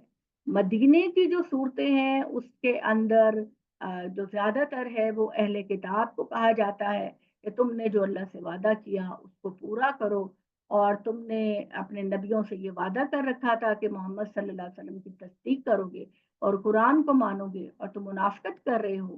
تم پہلے بھی یہی کچھ کر چکے اور اب بھی یہ کر رہے ہو. اب اس ساتھ اس میں یہ ہے کہ بھی تم زکوٰۃ دو، روزہ رکھو، حج کرو. اب یہ والا جو دین ہے یہ مدینہ میں نازل ہوا. تو مکہ میں چونکہ یہ بات میں آپ سے اس لیے کہہ رہی ہوں کہ مکہ کا خطاب چونکہ نبی صلی اللہ علیہ وسلم کی قوم کے سامنے تھا تو وہی والا سٹائل ہے جو باقی قوموں کے لیے تھا کہ باقی قوموں نے یہ کیا تو دیکھو उनका ये अंजाम हुआ, तो कुरैश तुम भी चूंकि नबी की कौम हो, रसूल की कौम हो, और अगर तुमने भी वही कुछ किया तो तुम्हारा अंजाम भी वैसा होगा। तो ये अंदाजे बयां जिन सूरतों में है वो आप खुद पहचान दिया करें कि ये सारी सूरतें जो है ना ये मक्खी हैं। और लोगों खुदा की बात को सुनो, जिसने तुम्हारे लिए कान आंखें दिल बनाए मगर तुम पर अफसोस, तुम कम ही शुक्रगुजार होते हो। वही परवरदिगार है जिसने जमीन में तुमको फैला दिया और एक दिन आएगा कि उसी की तरफ तुम समेटे जाओगे। वही है जो जलाता है और मारता है, और रात और दिन की गर्दिश सारी अल्लाह के इख्तियार में है। तो क्या तुम समझते नहीं? ये नहीं समझते, बल्कि इन्होंने भी वही बात कही जो इनके अगलों ने कही। उन्होंने कह दिया कि जब हम मर के मिट्टी हो जाएंगे, हड्डियां बन जाएंगे, रेजा रेजा हो जाएंगे, तो क्या हम दोबारा उठाए जाएंगे? ठीक है, कुछ नहीं, ऐसी कोई बात नहीं। ये तो पहले वक्तों के अफसाने हैं। गर्दिश रोजगार से लूत की कौम पर अजाब आ गया, आज की कौम पर आ गया, ऐसा हमारे साथ नहीं होने वाला। इनसे को अगर तुम जानते हो तो बताओ ये जमीन और जो कुछ इसमें आबाद है ये किसके हैं? वो कहेंगे हाँ बेशक अल्लाह के हैं। कहो तो फिर तुम उसकी याद दहानी हासिल क्यों नहीं करते? इनसे पूछो सातों आसमान और अर्श अजीम का मालिक कौन है? वो जरूर कहेंगे कि ये भी अल्लाह है। कहो तो अल्लाह के शरीक ठहरा कर तुम उससे डरते क्यों नहीं? इनसे पूछो अगर तुम जानते हो तो बताओ कि कौन है जिसके हाथ में हर चीज का इख्तियार है। वो पनाह देता है मगर उसके मुकाबले में कोई पनाह नहीं दे सकता। जब वो अल्लाह किसी को अजाब में डालना चाहता है तो कायनात की कोई और हस्ती नहीं जो उसको छुपा ले और अजाब से बचा ले। ये जरूर कहेंगे कि सारा इख्तियार अल्लाह का है। कहो कि फिर तुम्हारी मत कहाँ मारी जाती है? अकल से काम क्यों नहीं लेते? बल्कि हम इनके पास हक लेकर आए हैं और हकीकत यह है कि ये बिल्कुल झूठे। खुदा ने किसी को अपनी औलाद नहीं बनाया, ना इसके सिवा कोई माबूद है। अगर ऐसा होता तो हर माबूद अपनी मखलूक को लेकर अलहदा हो जाता और फिर एक दूसरे पर हमला करते। लेकिन इस कायनात में जमीन और आसमान का एक ही रब है, तो इसलिए वो इतने इत्मीनान और इतने डिसिप्लिन के साथ चल रहे हैं। अल्लाह खुले और छुपे का जानने वाला है, चुनाचे उन सब चीजों से बालातर है जिन्हें ये उसका शरीक ठहराते हैं। ए मोहम्मद तुम दुआ किया करो, ए मेरे परवरदिगार अगर तू मुझे अजाब दिखाए जिससे तू मेरी कौम को डरा रहा है, तो परवरदिगार मुझे इन लोगों में शामिल ना करना। और हकीकत यह है कि हम पूरी कुदरत रखते हैं कि जिस अजाब से हम इनको डरा रहे हैं वो तुम्हारी आंखों के सामने ही ले आएंगे और तुम्हें दिखा देंगे। अल्लाह ने मक्का फतह किया और दिखा दिया कि सारे के सारे अरब ईमान कबूल कर गए और जिन्होंने ईमान कबूल नहीं किया वो छोड़ कर चले। तो ये आयत नंबर 95 में है ये दुआ। कुल रब्बे इम्मा तोरियन्नी मा युअदून रब्बे फला तजअलनी फिल कौमिस सालिमीन व इन्ना अला नूरियका मा नाइदुहुम लकादिरून। मोहम्मद हम तुम्हारी जिंदगी में ही इनको दिखा देंगे कि आपने इन पर गलबा पाया। तुम इनकी बुराई के जवाब में बस अच्छा जवाब, और जो कुछ ये मजाक उड़ा रहे हैं हम उससे खूब वाकिफ हैं। दुआ करते रहा करो कि परवरदिगार मुझे शैतान के वसवसों से बचा और मेरे परवरदिगार इस बात से भी बचा जो मेरे पास आए। ये अपनी शरारतों से बाज नहीं आएंगे यहाँ तक कि जब इनमें से किसी की मौत का वक्त सर पर आ जाएगा तो कहेगा ए परवरदिगार मुझे दुनिया में दोबारा वापस करें कि जो अमाल मैंने वहां नहीं किए थे अब मैं कमा लूं। हरगिज नहीं, ये महज एक बात है जो ये कह रहे हैं। इनके आगे अब उस दिन तक के लिए एक पर्दा है जब तक ये उठाए। अभी देखिए कुरान मजीद जो है वो इस दुनिया में जो कब्रों का अजाब है उसकी तायद नहीं करता। हम जो कहते हैं ना इस कब्र में इतने खुली रखो, इसमें जो है इसको बिठाया जाएगा, तो ये कब्रों में कुछ नहीं होता। ये सिर्फ मिट्टी का जिस्म सुला दिया जाता है और वहां पर अल्लाह ताला हमारी रूहों को महफूज कर लेते हैं। अब अल्लाह ताला कहते हैं कि तुम लोग अब जागोगे क्यामत वाले। तो अल्लाह ताला कहते हैं कि वो सारे के सारे लोग हैं जो वापस आएंगे और जो फिर ये है कि अब इनके आगे उस दिन तक एक पर्दा है जब ये उठाए जाएंगे। फिर जब सूअर फूंका जाएगा तो उस दिन इनके दरमियान ना कोई रिश्तेदारी रहेगी और ना ही एक दूसरे से मदद मांगेंगे कि कोई इनकी मदद कर सके।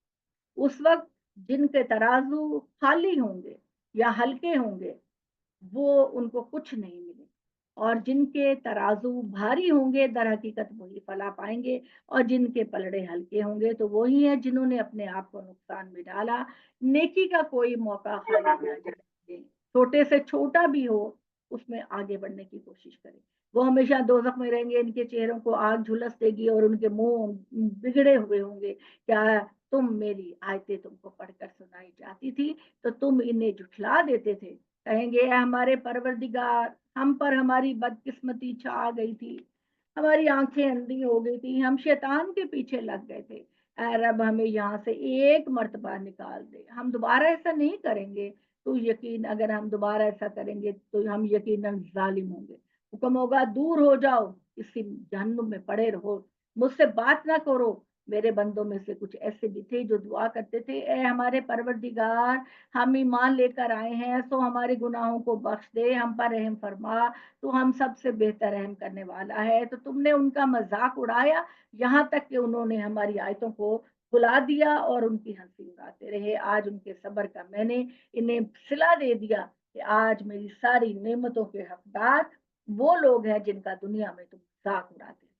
اس وقت ایک کہنے والا کہے گا برسوں کے شمار سے تم کتنی مدت زمین میں رہے؟ وہ جواب دیں گے ایک دن یا دن کا کچھ حصہ۔ ہماری میموری جو ہے وہ اتنی شارٹ ہو جائے گی کہ ہم کہیں گے زیادہ دن تو نہیں رہے تھے، چند گھنٹے ہی رہے تھے۔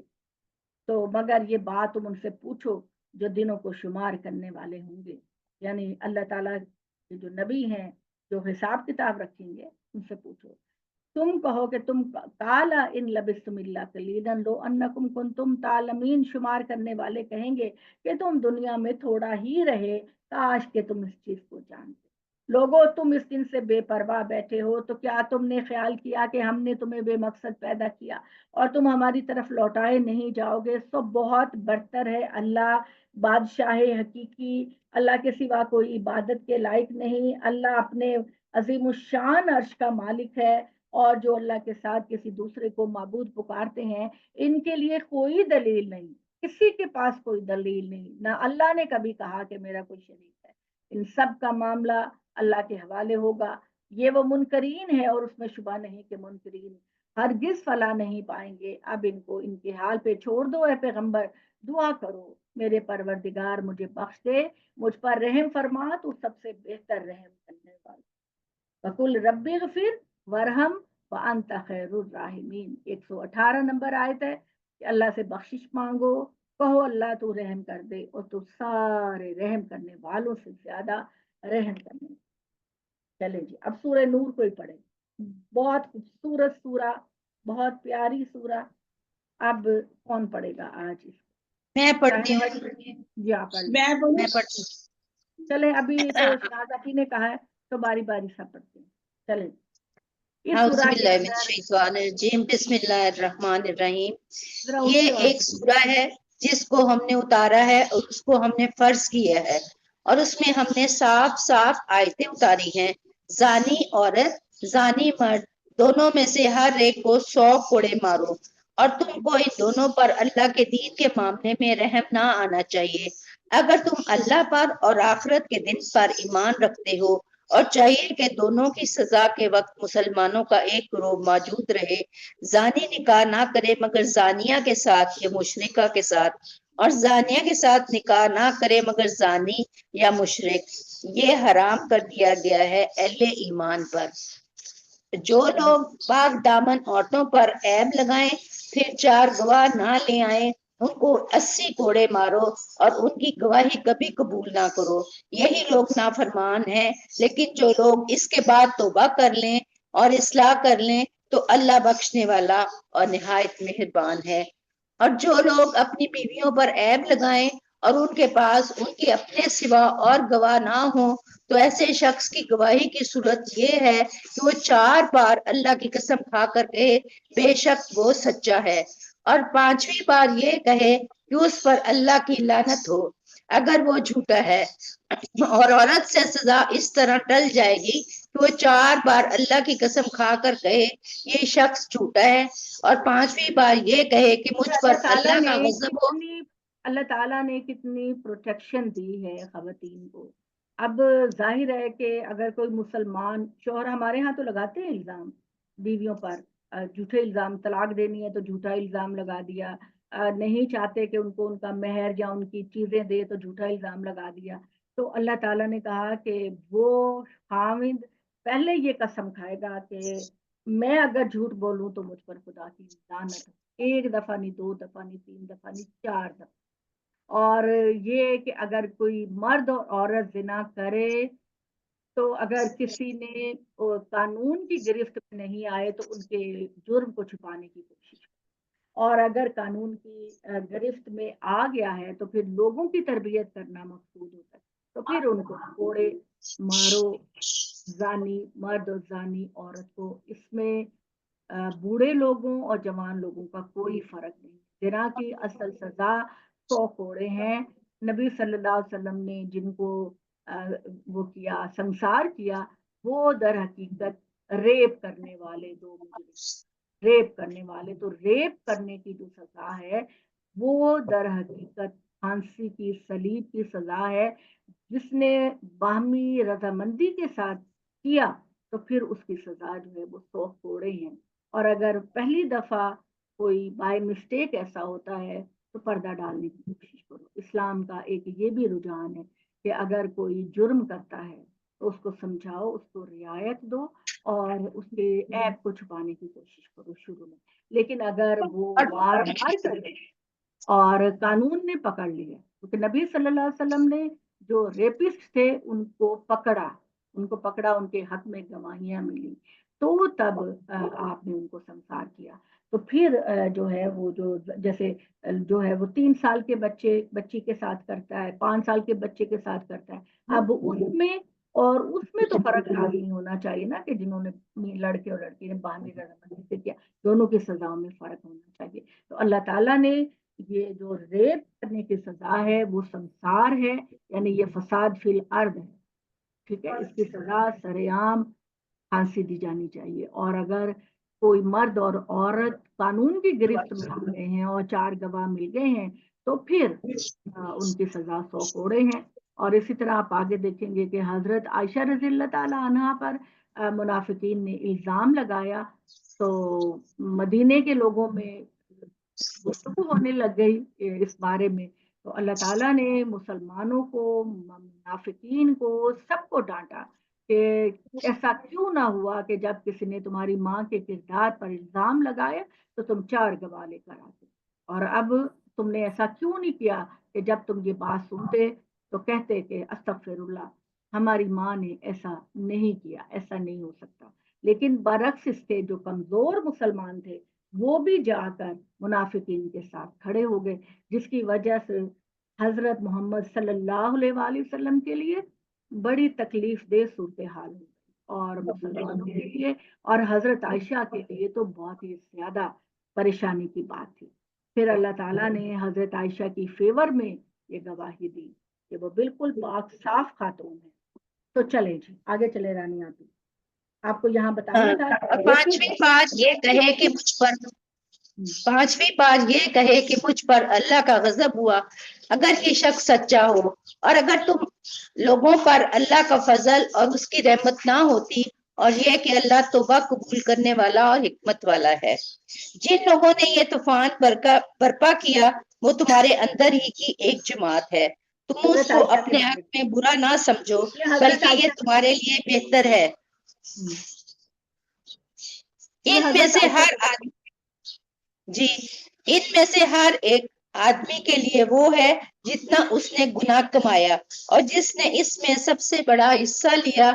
جب تم لوگوں نے اس کو سنا تو مسلمان مردوں اور مسلمان عورتوں نے ایک دوسرے کی بابت نیک گمان کیوں نہ کیا. منہم لہو عذاب نظیم. اس فتنے کو برپا کرنے والا یہودی منافق عبداللہ ابن ابی تھا.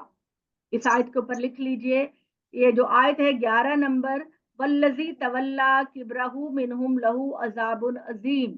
یہ جس بندے کا ذکر کیا جا رہا ہے یہ منافقوں کا لیڈر عبداللہ ابن ابی تھا. اسی نے ہی فتنہ برپا کیا کہ جب قافلے کے اندر مدینہ قافلہ پہنچا غزوہ بنی مستلق کے موقع پر تو سارے اونٹوں پر پردے ڈالے ہوتے تھے نا، لیڈیز کے اونٹوں پر پردے ڈالے جی ہوتے تھے، تو تمام لوگ آ گئے اور حضرت عائشہ نہیں نظر آئیں. اور تھوڑی دیر کے بعد حضرت عائشہ جو ہیں وہ ایک اونٹ کے اوپر بیٹھی ہوئی تھی، اور ایک جو بندہ تھا وہ ان کی اونٹ کی مہار پکڑ کر آ رہا تھا. تو اس نے دیکھتے ہی فتنہ پیدا کرنا شروع. جس طرح ہمارے اندر کے بعض لوگ ہوتے ہیں نا، بڑے فتنہ پرست ہوتے ہیں اور ہمیشہ گند پہ گرتے ہیں، گند پہ جی گرتے ہیں، اچھائی پر نہیں جی گرتے. جی ہمیں اللہ تعالیٰ نے یہ بات کہی ہے کہ ہمیشہ نیکی اٹھانے والے بنو، لوگوں کے اندر نیکیاں اور خوبیاں تلاش کرو. ہمیں کچھ نیگیٹو ذہن کے ہوتے ہیں، وہ ان کی نظر برائی پہ جا کے پڑتی ہے. تو عبداللہ ابن ابی نے یہ فتنہ پیدا کر دیا کہ عائشہ کے ساتھ صحیح نہیں ہوا. وہ بندہ صفوان بن معطل اس کا نام تھا، اس صحابی کا نام تھا. اور عرب کلچر میں ہوتا یہ تھے کہ جب قافلہ چلتا تھا تو اس کے پیچھے پیچھے ایک بندہ اپنے اونٹ کو پکڑ کر ہاتھ میں چلتا تھا کہ تاکہ اگر قافلے کی کوئی چیز رہ گئی ہے قیمتی تو وہ اٹھا کر لے کر. تو حضرت عائشہ کے ساتھ، یہ ان لوگوں کے لیے بیان کر رہی ہوں جو پہلی دفعہ قرآن کو پڑھ رہے ہیں، تو حضرت عائشہ نبی صلی اللہ علیہ وسلم کے ساتھ غزوہ بنی مستلق میں گئی. خواتین ہر فیلڈ میں آگے جاتی تھی، اور ہمارے ہاں یہ جو کہہ دیا گیا نا کہ عورت بس گھر کے اندر رہے، اور وہ ہمارے مولوی حضرات یہ جو کہتے ہیں نا کہ گھر کے پچھلے کوٹری میں نماز پڑھنے کا عورت کو زیادہ اجر ہے، گھر کے پیچھے کی تاریک کوٹری میں نماز وہ پڑھے گی تو زیادہ اجر ہے. تو آپ کا پیغمبر تو اپنی بیویوں کو اپنے ساتھ غزوے کے موقع پر لے کر جاتے تھے، اور وہ وہاں پر کیا کرتی تھی، وہ ان کے ساتھ بھرپور حصہ لیتی، ان کے تیر ان کے پکڑ پکڑ کے دیتی تھی، ان کے لیے کھانا بناتی تھی. اور پتہ ان کے کلچر میں کیا تھا کہ جب لڑائی ہو رہی ہوتی تو خواتین اپنے فوجیوں کو ان کے اندر زیادہ حوصلہ پیدا کرنے کے لیے وہ گیت گایا کرتی. وہ ان کی انکریجمنٹ کے لیے سپاہیوں کی، فوجیوں کو پروموٹ کرنے کے لیے وہ گانے گاتی تھی، گیت گاتی تھی، جس میں کہتا تھا کہ آگے بڑھو اور شیر کی طرح مقابلہ کرو اور گدھے کی طرح نہ ہونا، اور ایسا نہ ہو کہ تم یہ سمجھو کہ ہم دشمن کے ہاتھوں میں آ جائیں گی. تو اس طرح کی وہ شاعری کر کے ان کو، وہ کیا کہتے ہیں نا، ان کو انکریج کرتے تھے، ان کو حوصلہ دیتے تھے کہ آگے بڑھو اور مقابلہ کرو. تو ہمارے ہاں جو ہم لوگ جو دین پیش کرتے ہیں اس میں یہ کہہ دیا جاتا ہے کہ گھر کی پچھلی کوٹری میں، اندھیری کوٹری میں نماز پڑھنا زیادہ افضل ہے. تو دین آپ نے جو لینا ہے نا وہ اللہ اور اللہ کے رسول سے لیں، وہ ہے دین کی اصل شکل. اور ہمارا دین سراسر فطرت پر مبنی ہے. پہلے دن سے میں آپ کو کہتی ہوں کہ ہمارا دین سراسر ہماری فطرت اور ہماری عقل کی بات. مگر ابھی بھی لوگ نا، ابھی بھی دیکھیں میں مسجد میں نماز پڑھنے جاتی ہوں، اس میں بھی اعتراض میرے رشتے دار کرتے ہیں کہ عورت کو تو گھر میں نماز پڑھنی چاہیے، تم مسجد جاتی ہو.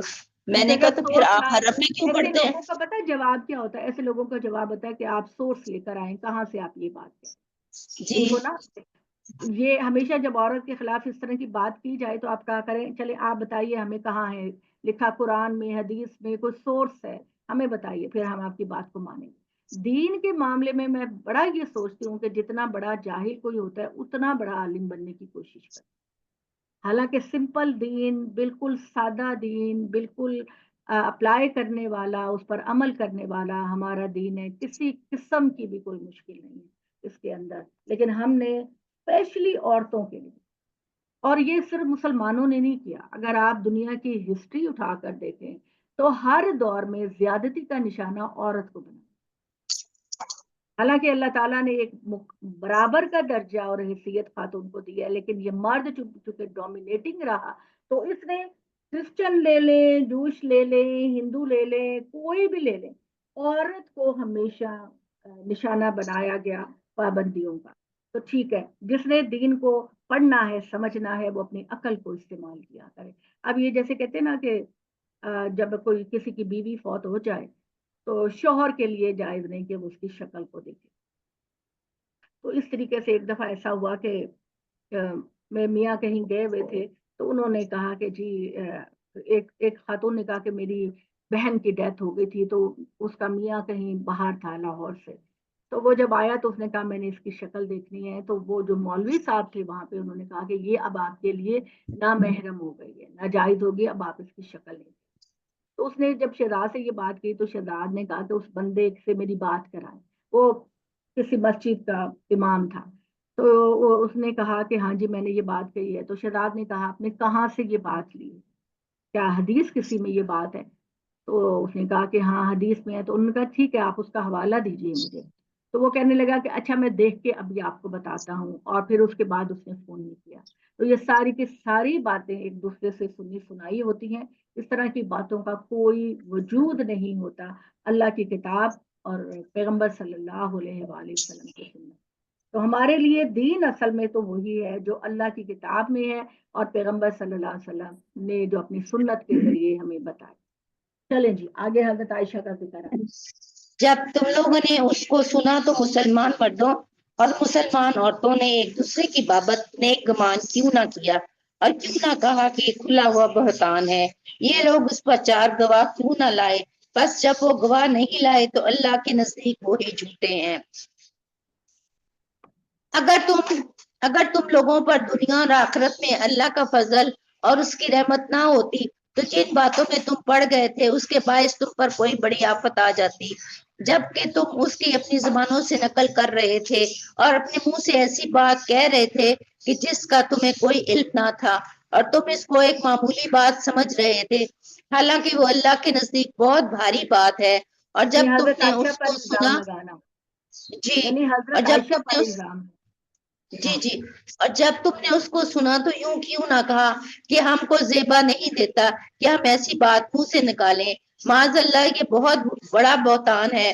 اللہ تم کو نصیحت کرتا ہے کہ پھر کبھی ایسا نہ کرنا اگر تم مومن ہو۔ اللہ تم سے صاف صاف احکام بیان کرتا ہے، اللہ جاننے والا اور حکمت والا ہے۔ بے شک جو لوگ یہ چاہتے ہیں کہ مسلمانوں میں بے حیائی کا چرچا ہو ان کے لیے دنیا اور آخرت میں دردناک سزا ہو، اللہ جانتا ہے تم نہیں جانتے۔ اگر تم پر اللہ کا فضل اور اس کی رحمت نہ ہوتی اور یہ کہ اللہ نرمی کرنے والا رحمت کرنے والا ہے۔ اے ایمان والو تم شیطان کے قدموں میں نہ چلو، اور جو شخص شیطان کے قدموں پہ چلے گا تو وہ اس کو بے حیائی اور بدوی کے کام کرنے کو کہے گا۔ اگر تم اللہ کا فضل اور اس کی رحمت نہ ہوتی تو تم میں سے کوئی شخص پاک نہ ہو سکتا، لیکن اللہ ہی ہے جسے چاہتا ہے پاک کر دیتا ہے، اور اللہ سننے والا اور جاننے والا ہے۔ اور تم میں سے جو لوگ فضل والے اور وسعت والے ہیں وہ اس بات کی قسم نہ کھائیں کہ وہ اپنے رشتہ داروں اور مسکینوں اور خدا کی راہ میں ہجرت کرنے والوں کو نہ دیں گے، اور چاہیے کہ وہ معاف کر دیں اور درگزر کریں۔ کیا تم نہیں چاہتے کہ اللہ تم کو معاف کرے؟ اللہ بخشنے والا اور مہربان ہے۔ اس میں بھی یہی ہے نا حضرت عائشہ کے متعلق، جب ایک صاحب مستہ بن اساسہ تھے، وہ مفلس مہاجر تھے اور حضرت وہ ابو حضرت بکر، ابوبکر کے دور کے رشتہ دار تھے، اس کے متعلق ہے نا یہ۔ جی تو یہ کہ وہی وہ جو مستہ تھا نا حضرت ابو بکر کا بھانجا تھا، اور حضرت ابو بکر وہ بہت غریب آدمی تھا، اور حضرت ابو بکر اس کو ماہانہ خرچہ دیتے تھے کھانے پینے کا رہنے کا، تو اس نے بھی منافقوں کے ساتھ مل کر بہت بدنامی کرنے کی کوشش کی حضرت عائشہ کی۔ تو حضرت ابو بکر کا دل بہت برا ہوا اور انہوں نے یہ سوچا کہ یہ کتنا احسان فراموش ہے کہ اس نے یہ بھی نہیں سوچا کہ میرے دل پر کیا گزرے گی۔ تو انہوں نے کہا کہ ٹھیک ہے آئندہ میں بھی اس کو نہیں دوں گا اس کا نان و نفقہ۔ تو اللہ تعالیٰ نے یہ بات کہی کہ جو عالی شان لوگ ہوتے ہیں، بہترین کردار کے لوگ ہوتے ہیں، وہ عفو درگزر سے کام کرتے ہیں، اور وہ صرف یہ سوچتے ہیں کہ مجھے رب سے جزا پانی ہے، وہ کسی انسان سے توقع نہیں رکھتے جزا پانے کی، تو وہ نظر انداز کرتے ہیں۔ تو اس پر پھر حضرت ابو بکر کا دل تھوڑا ٹھنڈا ہوا اور انہوں نے کہا کہ ٹھیک ہے اللہ تعالیٰ میں اس کے جاری رکھوں گا، میں اس کی کفالت، ان کا ہے۔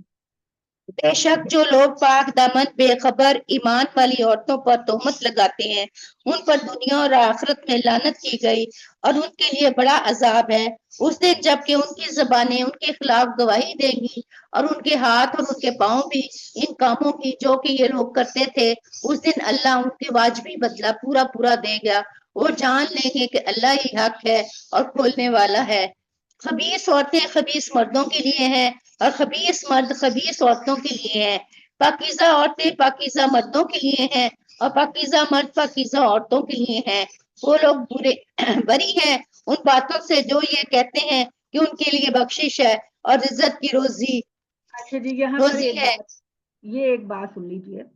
عام طور پر ہمارے لوگ سمجھتے ہیں کہ اللہ تعالیٰ نے یہ جو جوڑے بنائے ہیں ان کا جو ذکر کیا ہے وہ اس دنیا کے لیے ہے کہ یعنی دنیا کے لیے ہے کہ خبیث عورتیں خبیث مردوں کے لیے اور خبیث مرد خبیث عورتوں کے لیے پاکیزہ عورتیں پاکیزہ مردوں کے لیے اور پاکیزہ مرد پاکیزہ عورتوں کے لیے. یہ دنیا سے ریلیٹڈ نہیں ہے کیونکہ جو قرآن بیس کرتا ہے وہ کرتا ہے آخرت سے. یہ انعام آخرت کا ہے کہ جنت میں نیک لوگوں کو نیک پاک باز بیویاں ملیں گی اور جہنم میں جو اللہ تعالیٰ جوڑے بنائیں گے وہ برے مرد کے لیے بری عورت بنائیں گے. اس دنیا میں جو کہ آزمائش کی دنیا ہے بعض اوقات شوہر انتہائی اچھا ہوتا ہے بیوی اچھی نہیں ہوتی جیسے حضرت نوح کی بیوی حضرت لوط کی بیوی اللہ نے کہا یہ بری ترین عورتیں ہیں. اور بعض اوقات یہ ہوتا ہے کہ بیویاں بہت اچھی ہیں اور مرد برے ہیں زنا کرتے ہیں شراب پیتے ہیں جوا کھیلتے ہیں. تو دنیا کی آزمائش میں تو اس طرح سے کپل بن جاتے ہیں ہم اپنی آنکھوں سے دیکھتے ہیں لیکن اللہ تعالیٰ کہتے ہیں کہ جو جزا کا دن ہوگا اس میں جو آپ کے جوڑے بنیں گے وہ بھی آپ کے لحاظ سے بے شک اے ایمان والو تم اپنے گھروں کے سوا دوسرے گھروں میں داخل نہ ہو جب تک اجازت حاصل نہ کر لو اور گھر والوں کو سلام نہ کر لو یہ تمہارے لیے بہتر ہے تاکہ تم یاد رکھو پھر اگر وہاں تم کسی کو نہ پاؤ تو ان میں داخل نہ ہو جب تک تم کو اجازت نہ دے دی جائے اگر تم سے کہا جائے کہ لوٹ جاؤ تو تم لوٹ جاؤ یہ تمہارے لیے بہتر ہے اللہ جانتا ہے جو کچھ تم کرتے ہو تم پر اس میں کچھ گناہ نہیں کہ تم ان گھروں میں داخل ہو جن میں کوئی نہ رہتا ہو ان میں تمہارے فائدے کی کوئی چیز ہو اور اللہ جانتا ہے جو کچھ تم ظاہر کرتے ہو اور وہ جو کچھ تم چھپاتے ہو. مومن مردوں سے کہو کہ وہ اپنی نگاہیں نیچی رکھیں اور اپنی شرمگاہوں کی حفاظت کریں یہ ان کے لیے پاکیزہ ہے بے شک اللہ باخبر ہے اس سے جو وہ کرتے ہیں. مومن عورتوں سے کہو کہ اپنی نگاہیں نیچی رکھیں اور اپنی شرمگاہوں کی حفاظت کریں اور اپنی زینت کو ظاہر نہ کرے مگر جو اس میں ظاہر ہو جائے وہ اپنے دوپٹے سے اپنے سینوں پر ڈالے رہیں اور اپنی زینت کو ظاہر نہ کریں مگر اپنے شوہروں پر یا اپنے باپ پر یا اپنے شوہر کے باپ پر یا اپنے بیٹوں پر یا اپنے شوہر کے بیٹوں پر یا اپنے بھائیوں پر یا اپنے بھائیوں کے بیٹوں پر یا اپنی بہنوں کے بیٹوں پر یا اپنی عورتوں پر یا اپنے مملوک پر یا زبردست مردوں پر جو کچھ غرض نہیں رکھتے یا ایسے لڑکے جو عورتوں کے پردے کی باتوں سے ابھی ناواقف ہوں وہ اپنے پاؤں زور سے نہ مارے ان کی تخلیقی منفی زینت معلوم ہو جائے اور اسے ایمان والو تم سب مل کر اللہ کی طرف رجوع کرو تاکہ تم فلاح پاؤ اور تم میں سے جو بے نکاح ہو ان کا نکاح کر دو تمہارے غلاموں اور لونڈیوں میں سے جو نکاح کے لائق ہوں ان کا بھی اگر وہ غریب ہوں گے تو اللہ ان کو اپنے فضل سے غنی کر دے گا اللہ وسعت والا جاننے والا ہے. اور جو نکاح کا موقع نہ پائے ان کو چاہیے کہ وہ ضبط کریں یہاں تک کہ اللہ اپنے فضل سے ان کو غنی کر دے اور تمہارے مخلوقوں میں سے جو مکاتب ہونے کے طالب ہیں تو ان کو مکاتب بنا لو اگر تم ان میں صلاحیت پاؤ اور ان کو اس مال میں سے دو جو اللہ نے تمہیں دیا ہے اور اپنی لونڈیوں کو پیشے پر مجبور نہ کرو جبکہ وہ پاک دامن رہنا چاہتی ہوں محض اس لیے کہ دنیاوی زندگی کا کچھ فائدہ تم کو حاصل ہو جائے اور جو شخص ان کو مجبور کرے گا تو اللہ اس جبر کے بعد بخشنے والا مہربان ہے. بے شک ہم نے تمہاری طرف روشن آیتیں اتاری ہیں اور ان لوگوں کی مثالیں بھی جو تم سے پہلے گزر چکے ہیں، اور ڈرنے والوں کے لیے نصیحت بھی۔ اللہ آسمان اور زمین کی روشنی ہے، اس کی روشنی کی مثال ایسی ہے جیسے ایک تاک، اس میں ایک چراغ ہے، چراغ ایک شیشے کے اندر ہے، شیشہ ایسا جیسے ایک چمکدار تارا۔ وہ زیتون کے ایک ایسے مبارک درخت کے تیل سے روشن کیا جاتا ہے جو نہ شرقی ہے نہ غربی، اس کا تیل ایسا ہے گویا آگ کے چھوئے بغیر ہی وہ خود بخود جل اٹھے گا۔ روشنی کے اوپر روشنی، اللہ اپنی روشنی کی راہ دکھاتا ہے جس کو چاہتا ہے، اور اللہ لوگوں کے لیے مثالیں بیان کرتا ہے، اور اللہ ہر چیز کو جاننے والا ہے۔ ایسے گروہ میں جن کی نسبت اللہ نے حکم دیا کہ وہ بلند کیے جائیں گے، ان میں سے ان کے نام کا ذکر کیا جائے، ان میں صبح شام اللہ کو یاد کرتے رہیں۔ وہ لوگ جن کو تجارت اور خرید و فروخت اللہ کی یاد سے غافل نہیں کرتی، اور نہ نماز کی اقامت سے اور زکوٰۃ کی ادائیگی سے، وہ اس دن سے ڈرتے ہیں جس میں دل اور آنکھیں الٹ جائیں گی، اور اللہ انہیں ان عمل کا بہترین بدلہ دے گا اور ان کو مزید اپنے فضل سے نوازے، اور اللہ جس کو چاہتا ہے بے حساب دیتا ہے۔ اور جن لوگوں نے انکار کیا ان کے اعمال ایسے ہیں جیسے چٹیل میدان میں سراب، پیاسا اس کو پانی خیال کرتا ہے، یہاں تک کہ جب وہ اس کے پاس آیا تو اس کو کچھ نہ پایا، اس نے وہاں اللہ کو موجود پایا، بس اس نے اس کا حساب چکا دیا۔ اللہ جلد حساب چکانے والا ہے۔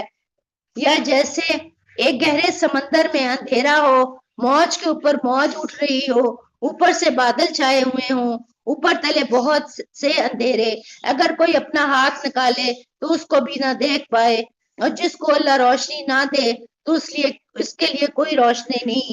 کیا تم نے نہیں دیکھا کہ اللہ کی پاکی بیان کرتے ہیں جو آسمان اور زمین میں ہے، اور چڑیاں بھی پر کو پھیلائے ہوئے ہیں، ہر ایک اپنی نماز کو اور اپنی تسبیح کو جانتا ہے۔ اللہ کو معلوم ہے جو کچھ وہ کرتے ہیں، اور اللہ ہی کی حکومت ہے آسمان اور زمین میں، اور اللہ ہی کی طرف ہے سب کی واپسی۔ کیا تم نے دیکھا نہیں کہ اللہ بادلوں کو چلاتا ہے، پھر ان کو آپس میں ملا دیتا ہے، پھر ان کو تہ بتہ کر دیتا ہے، پھر تم بارش کو دیکھتے ہو، اس کے بیچ سے نکلتی ہے، وہ آسمان سے بھی، اس کے اندر کے پہاڑوں سے بھی، اور اولے برساتا ہے، پھر ان کو جس پر چاہتا ہے گراتا ہے، اور جس سے چاہتا ہے ان کو ہٹا دیتا ہے۔ اس کی بجلی کی چمک معلوم ہوتا ہے کہ نگاہوں کو اچک لے جائے گی۔ اللہ رات اور دن کو بدلتا ہے، بے شک اس میں سبق ہے آنکھوں والوں کے لیے۔ اللہ نے ہر جاندار کو پانی سے پیدا کیا، پھر ان میں سے کوئی اپنے پیٹ کے بل چلتا ہے، کوئی ان میں سے کوئی 2 پاؤں پر چلتا ہے، ان میں سے کوئی 4 پیروں پر چلتا ہے۔ اللہ پیدا کرتا ہے جو وہ چاہتا ہے، بے شک اللہ ہر چیز پر قادر ہے۔ ہم نے کھول کر بتانے والی آیتیں اتار دی ہیں، اللہ جس کو چاہتا ہے سیدھی راہ کی ہدایت دیتا ہے۔ اور وہ کہتے ہیں کہ ہم اللہ اور رسول پر ایمان لائے اور ہم نے اطاعت کی، مگر ان میں سے ایک گروہ اس کے بعد پھر جاتا ہے، اور یہ لوگ ایمان والے نہیں ہیں۔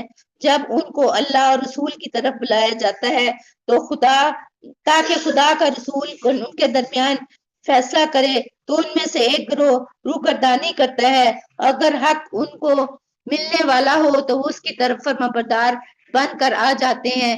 کیا ان کے دلوں میں بیماری ہے یا وہ شک میں پڑے ہوئے ہیں، یا ان کو یہ اندیشہ ہے کہ اللہ اور اس کا رسول ان کے ساتھ ظلم کریں گے، بلکہ یہی لوگ ظالم ہیں۔ ایمان والوں کا قول تو یہ ہے کہ جب وہ اللہ اور اس کے رسول کی طرف بلائے جائیں تاکہ رسول ان کے درمیان فیصلہ کرے، تو وہ کہیں کہ ہم نے سنا اور ہم نے مانا، یہی لوگ فلاح پانے والے ہیں۔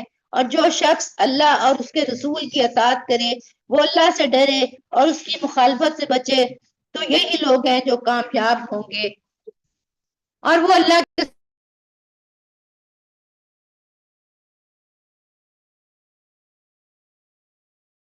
رانی اپی آواز بند ہوگی۔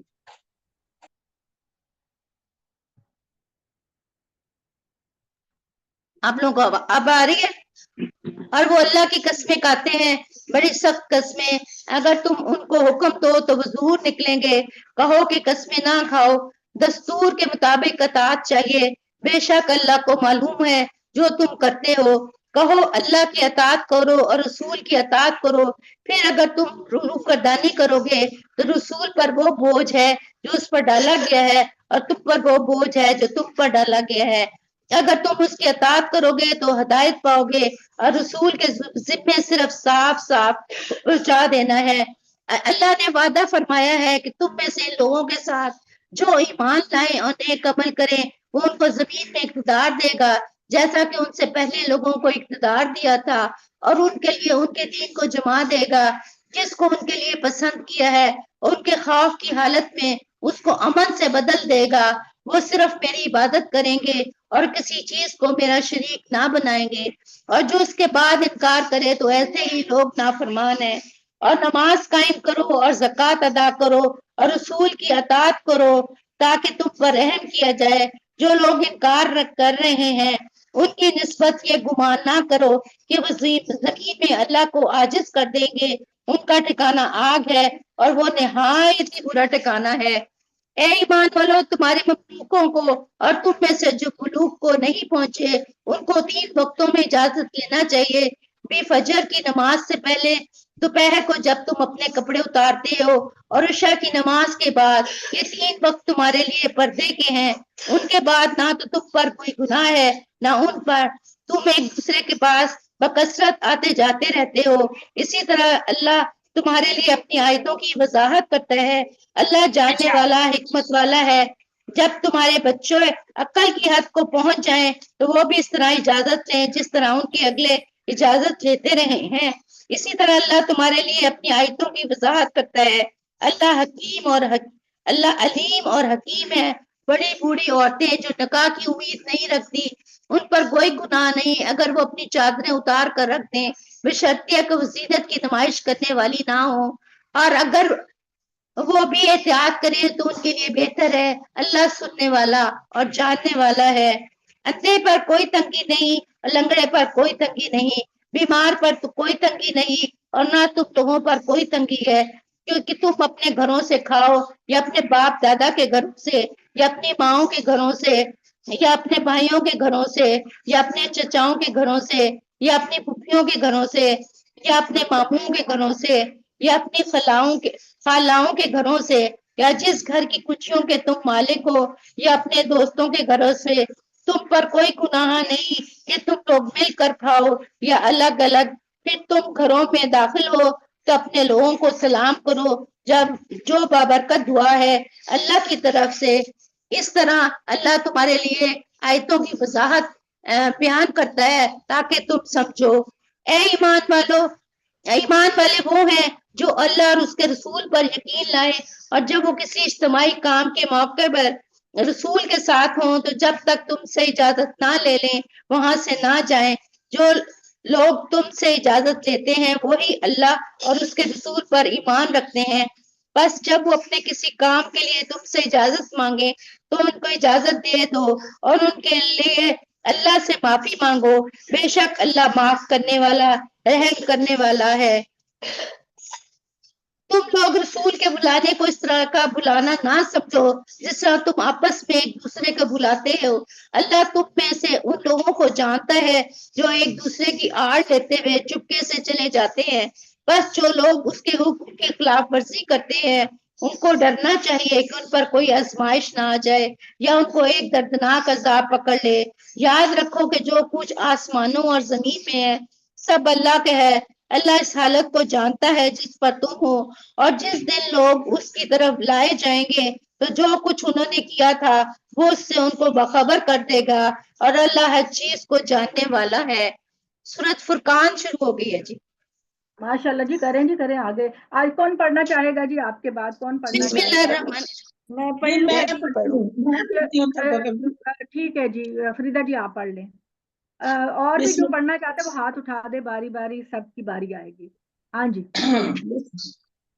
بسم فرقان, اللہ اچھا الرحمن میں الرحیم. بتا دوں فرقان, ابھی آپ لوگوں نے نا وہ پڑھی ہے خواتین اور مردوں کے پردے کا لفظ اللہ تعالیٰ نے نہیں استعمال کیا, حجاب کا لفظ استعمال نہیں کیا. اللہ تعالیٰ نے ایٹیکیٹس بتائے ہیں. ایٹیکیٹس یہ ہیں کہ جب مرد غیر محرم خواتین کے سامنے جائیں تو مناسب لباس پہن کر جائیں. وہ جو ہوتا نا کبھی کبھی وہ مرد ہمارے پہلے زمانے کے کرتے تھے, بنیان اتار کے خالی دھوتی میں آ گئے یا انڈر ویئر میں آ گئے, تو اس طرح کے لباس سے اللہ تعالیٰ نے منع کیا کہ جب تم خواتین ایک دوسرے کے سامنے جاؤ تو مرد بھی ایک ڈیسنٹ لباس کے اندر آئیں اور اپنی نظروں میں شرافت رکھیں، اپنی نظروں کے اندر تارنا اور جھانکنا اور عورت کے جسم کا نظارہ کرنا یہ نہ رکھیں. اور یہ ہے خواتین کو کہا کہ وہ بھی مناسب لباس پہنے، اپنی نظر کو جھکا کر رکھیں، یونیورسٹی جائیں، کالج جائیں، جہاں بھی جائیں اپنے سینے کو اچھی طرح سے کور کریں. اس لفظ پہ اللہ تعالیٰ نے بڑا زور دیا ہے کہ وَلْيَضْرِبْنَ بِخُمُرِهِنَّ عَلَىٰ جِيُوبِهِنَّ، اپنے سینے کو اچھی طرح کور کرو. اور ایسے زیورات جو پازیبے وغیرہ ہیں ان کو پہن کر ایسے پاؤں مار کر نہ چلو کہ ان کی جھنکار کسی مرد کو اپنی طرف دے گا. یہ ایٹیکیٹس ہیں جس میں اللہ تعالیٰ نے دو باتیں مردوں کو کہیں اور 4 باتیں خواتین سے کہیں. بس یہی ڈیمانڈ ہے اللہ کی آپ سے. اس ڈیمانڈ کو پورا کرتے ہوئے آپ اپنے یونیورسٹی، کالج، آفس، بینک کہیں بھی آپ جا سکتے ہیں. اور اللہ تعالیٰ نے تو بلکہ یہاں تک کہا کہ ان ایٹیکیٹس کے ساتھ تم چاہے اکٹھے بیٹھ کے کھانا کھاؤ یا خواتین اور مرد علیحدہ علیحدہ اپنا انتظام کریں. اللہ کو ان ایٹیکیٹس کے ساتھ تمہارا ایک دوسرے کے سامنے آنے میں کوئی اعتراض نہیں ہے. اور دوسری بات یہ کہی کہ جو ملازم آپ کے گھر میں رہتے ہیں تو ظاہر ہے کہ ان کے بارے میں بھی تم کو کچھ پابندیوں سے آزاد کر دیا گیا ہے، لیکن البتہ اپنے ملازموں کو یا کسی کو بھی کہیں کہ جب وہ ان ٹائموں میں تمہارے پاس آنا چاہیں تو دروازے کو کھٹکھٹا کر آئیں. وہ فجر سے پہلے کا ٹائم ہے جب لوگ سو رہے ہوتے ہیں. اس کے بعد دوپہر کے کھانے کے بعد عام طور پر لیٹتے ہیں، تب بھی دروازہ کھٹکھٹا کر آؤ. اور عشاء کا کھانا اور نماز پڑھنے کے بعد لوگ اپنے بیڈ پہ چلے جاتے ہیں تو اس وقت بھی اجازت لے کر آؤ، کیونکہ یہ بے تکلفی کے اوقات ہیں اور اس میں میاں بیوی ہو سکتا ہے کہ ایک بے تکلفی کے انداز میں بیٹھے ہوں تو دروازہ کھٹکھٹا کر. یہ جو تھا یہ سورہ نور کا خلاصہ میں نے بتایا آپ کو. اور مزید یہ کہ اللہ کہتا ہے کہ اس کائنات کے تمام سوالوں کا جواب صرف ایک اللہ کو ماننا ہے. تمہارے تمام سوالوں کا جواب اور اس کائنات کا مقصد، کیونکہ ہمارے ذہنوں میں آتا ہے، ہر ایک کے ذہن میں آتا ہے اللہ نے مجھے کیوں پیدا. یہ چاہے وہ پڑھا لکھا ہو، چاہے وہ کوئی ہو، یہ سوال ہر ایک کے ذہن میں آتا ہے. تو اللہ تعالیٰ نے کہا کہ یہ دنیا میں نے اس لیے بنائی ہے کہ اس میں تمہیں چوز کروں کہ کون سب سے بیسٹ ہے عمل کے لحاظ سے. اور ان تمام معاملات کا سولوشن یہ نور یہ ہے. اللہ نور السماوات والارض کا مطلب ہے اللہ کو ماننا، اللہ کے وجود کو ماننا در حقیقت اس کائنات کا مقصد ہے. تو اسی رب کو مان کر اسی کے راستے پر تم چلو تو یہ تمہارے تمام سوالوں کا جواب ہے. دنیا میں کوئی بھی تکلیف، کوئی بھی مشکل آتی ہے، اس کو برداشت کرو صبر کے ساتھ، کیونکہ تمہارا رب تمہیں جانچ رہا ہے کہ تم کس درجے کے انسان ہو، مومن ہو، اور وہ تمہیں بے شمار اس امتحان کے بعد جو تمہارا رزلٹ کا دن ہوگا اللہ تمہیں بہت نوازے گا. یہ چونکہ میرا نیٹ آف ہو گیا تھا تو لہذا میں نے سورہ نور کی ان چیزوں کی وضاحت کر دی. چلیں جی سورہ فرقان چلے آگے. حق اور باطل کے درمیان فرق کرنے والی. جی جلدی کریں جلدی کریں. جی بسم اللہ الرحمن الرحیم. شروع اللہ کے نام سے جو بڑا مہربان اور ہمیشہ رحم کرنے والا ہے. بڑی بابرکت ہے وہ ذات جس نے اپنے بندے پر فرقان اتارا تاکہ وہ جہان والوں کے لیے ڈرانے والا فریدا ہو. جی واٹس ایپ پہ بھی لوگ ہیں، تھوڑا سا اونچی بولیں. بڑی بابرکت ہے وہ ذات جس نے اپنے بندے پر فرقان اتارا تاکہ وہ جہان والوں کے لیے ڈرانے والا ہو. وہ جس کے لیے آسمانوں اور زمین کی بادشاہی ہے اور اس نے کوئی بیٹا نہیں بنایا اور بادشاہی میں کوئی اس کا شریک نہیں. اور اس نے ہر چیز کو پیدا کیا اور اس کا ایک اندازہ مقرر کیا. اور لوگوں نے اس کے سوا ایسے معبود بنائے جو کسی چیز کو پیدا نہیں کرتے، وہ خود پیدا کیے جاتے ہیں اور وہ خود اپنے لیے نہ کسی نقصان کا اختیار رکھتے ہیں اور نہ کسی نفع کا، اور نہ وہ کسی کے مرنے کا اختیار رکھتے ہیں اور نہ کسی کے جینے کا اور نہ مرنے کے بعد دوبارہ زندہ کرنے کا. اور منکر لوگ کہتے ہیں کہ یہ صرف ایک جھوٹ ہے جس کو اس نے گھڑا ہے اور کچھ دوسرے لوگوں نے اس میں اس کی مدد کی ہے۔ بس یہ لوگ ظلم اور جھوٹ کے مرتکب ہوئے اور وہ کہتے ہیں کہ یہ اگلوں کی بے سند باتیں ہیں جن کو اس نے لکھوا لیا ہے، بس وہ اس کو صبح اور شام سنائی جاتی ہیں۔ کہو کہ اس کو اس نے اتارا ہے جو آسمانوں اور زمین کے بھید کو جانتا ہے، بے شک وہ بخشنے والا اور رحم کرنے والا ہے۔ اور وہ کہتے ہیں کہ یہ کیسا رسول ہے جو کھانا کھاتا ہے اور بازاروں میں چلتا پھرتا ہے، کیوں نہ اس کے پاس کوئی فرشتہ بھیجا گیا تاکہ وہ اس کے ساتھ رہ کے ڈراتا، یا اس کے لیے کوئی خزانہ اتارا جاتا، یا اس کے لیے کوئی باغ ہوتا جس سے وہ کھاتا۔ اور ظالموں نے کہا کہ تم لوگ ایک سحر زدہ آدمی کی پیروی کر رہے ہو، دیکھو وہ کیسی کیسی مثالیں تمہارے لیے پیش کرتے ہیں، بس وہ بہہ گئے ہیں، پھر وہ راہ نہیں پا سکتے۔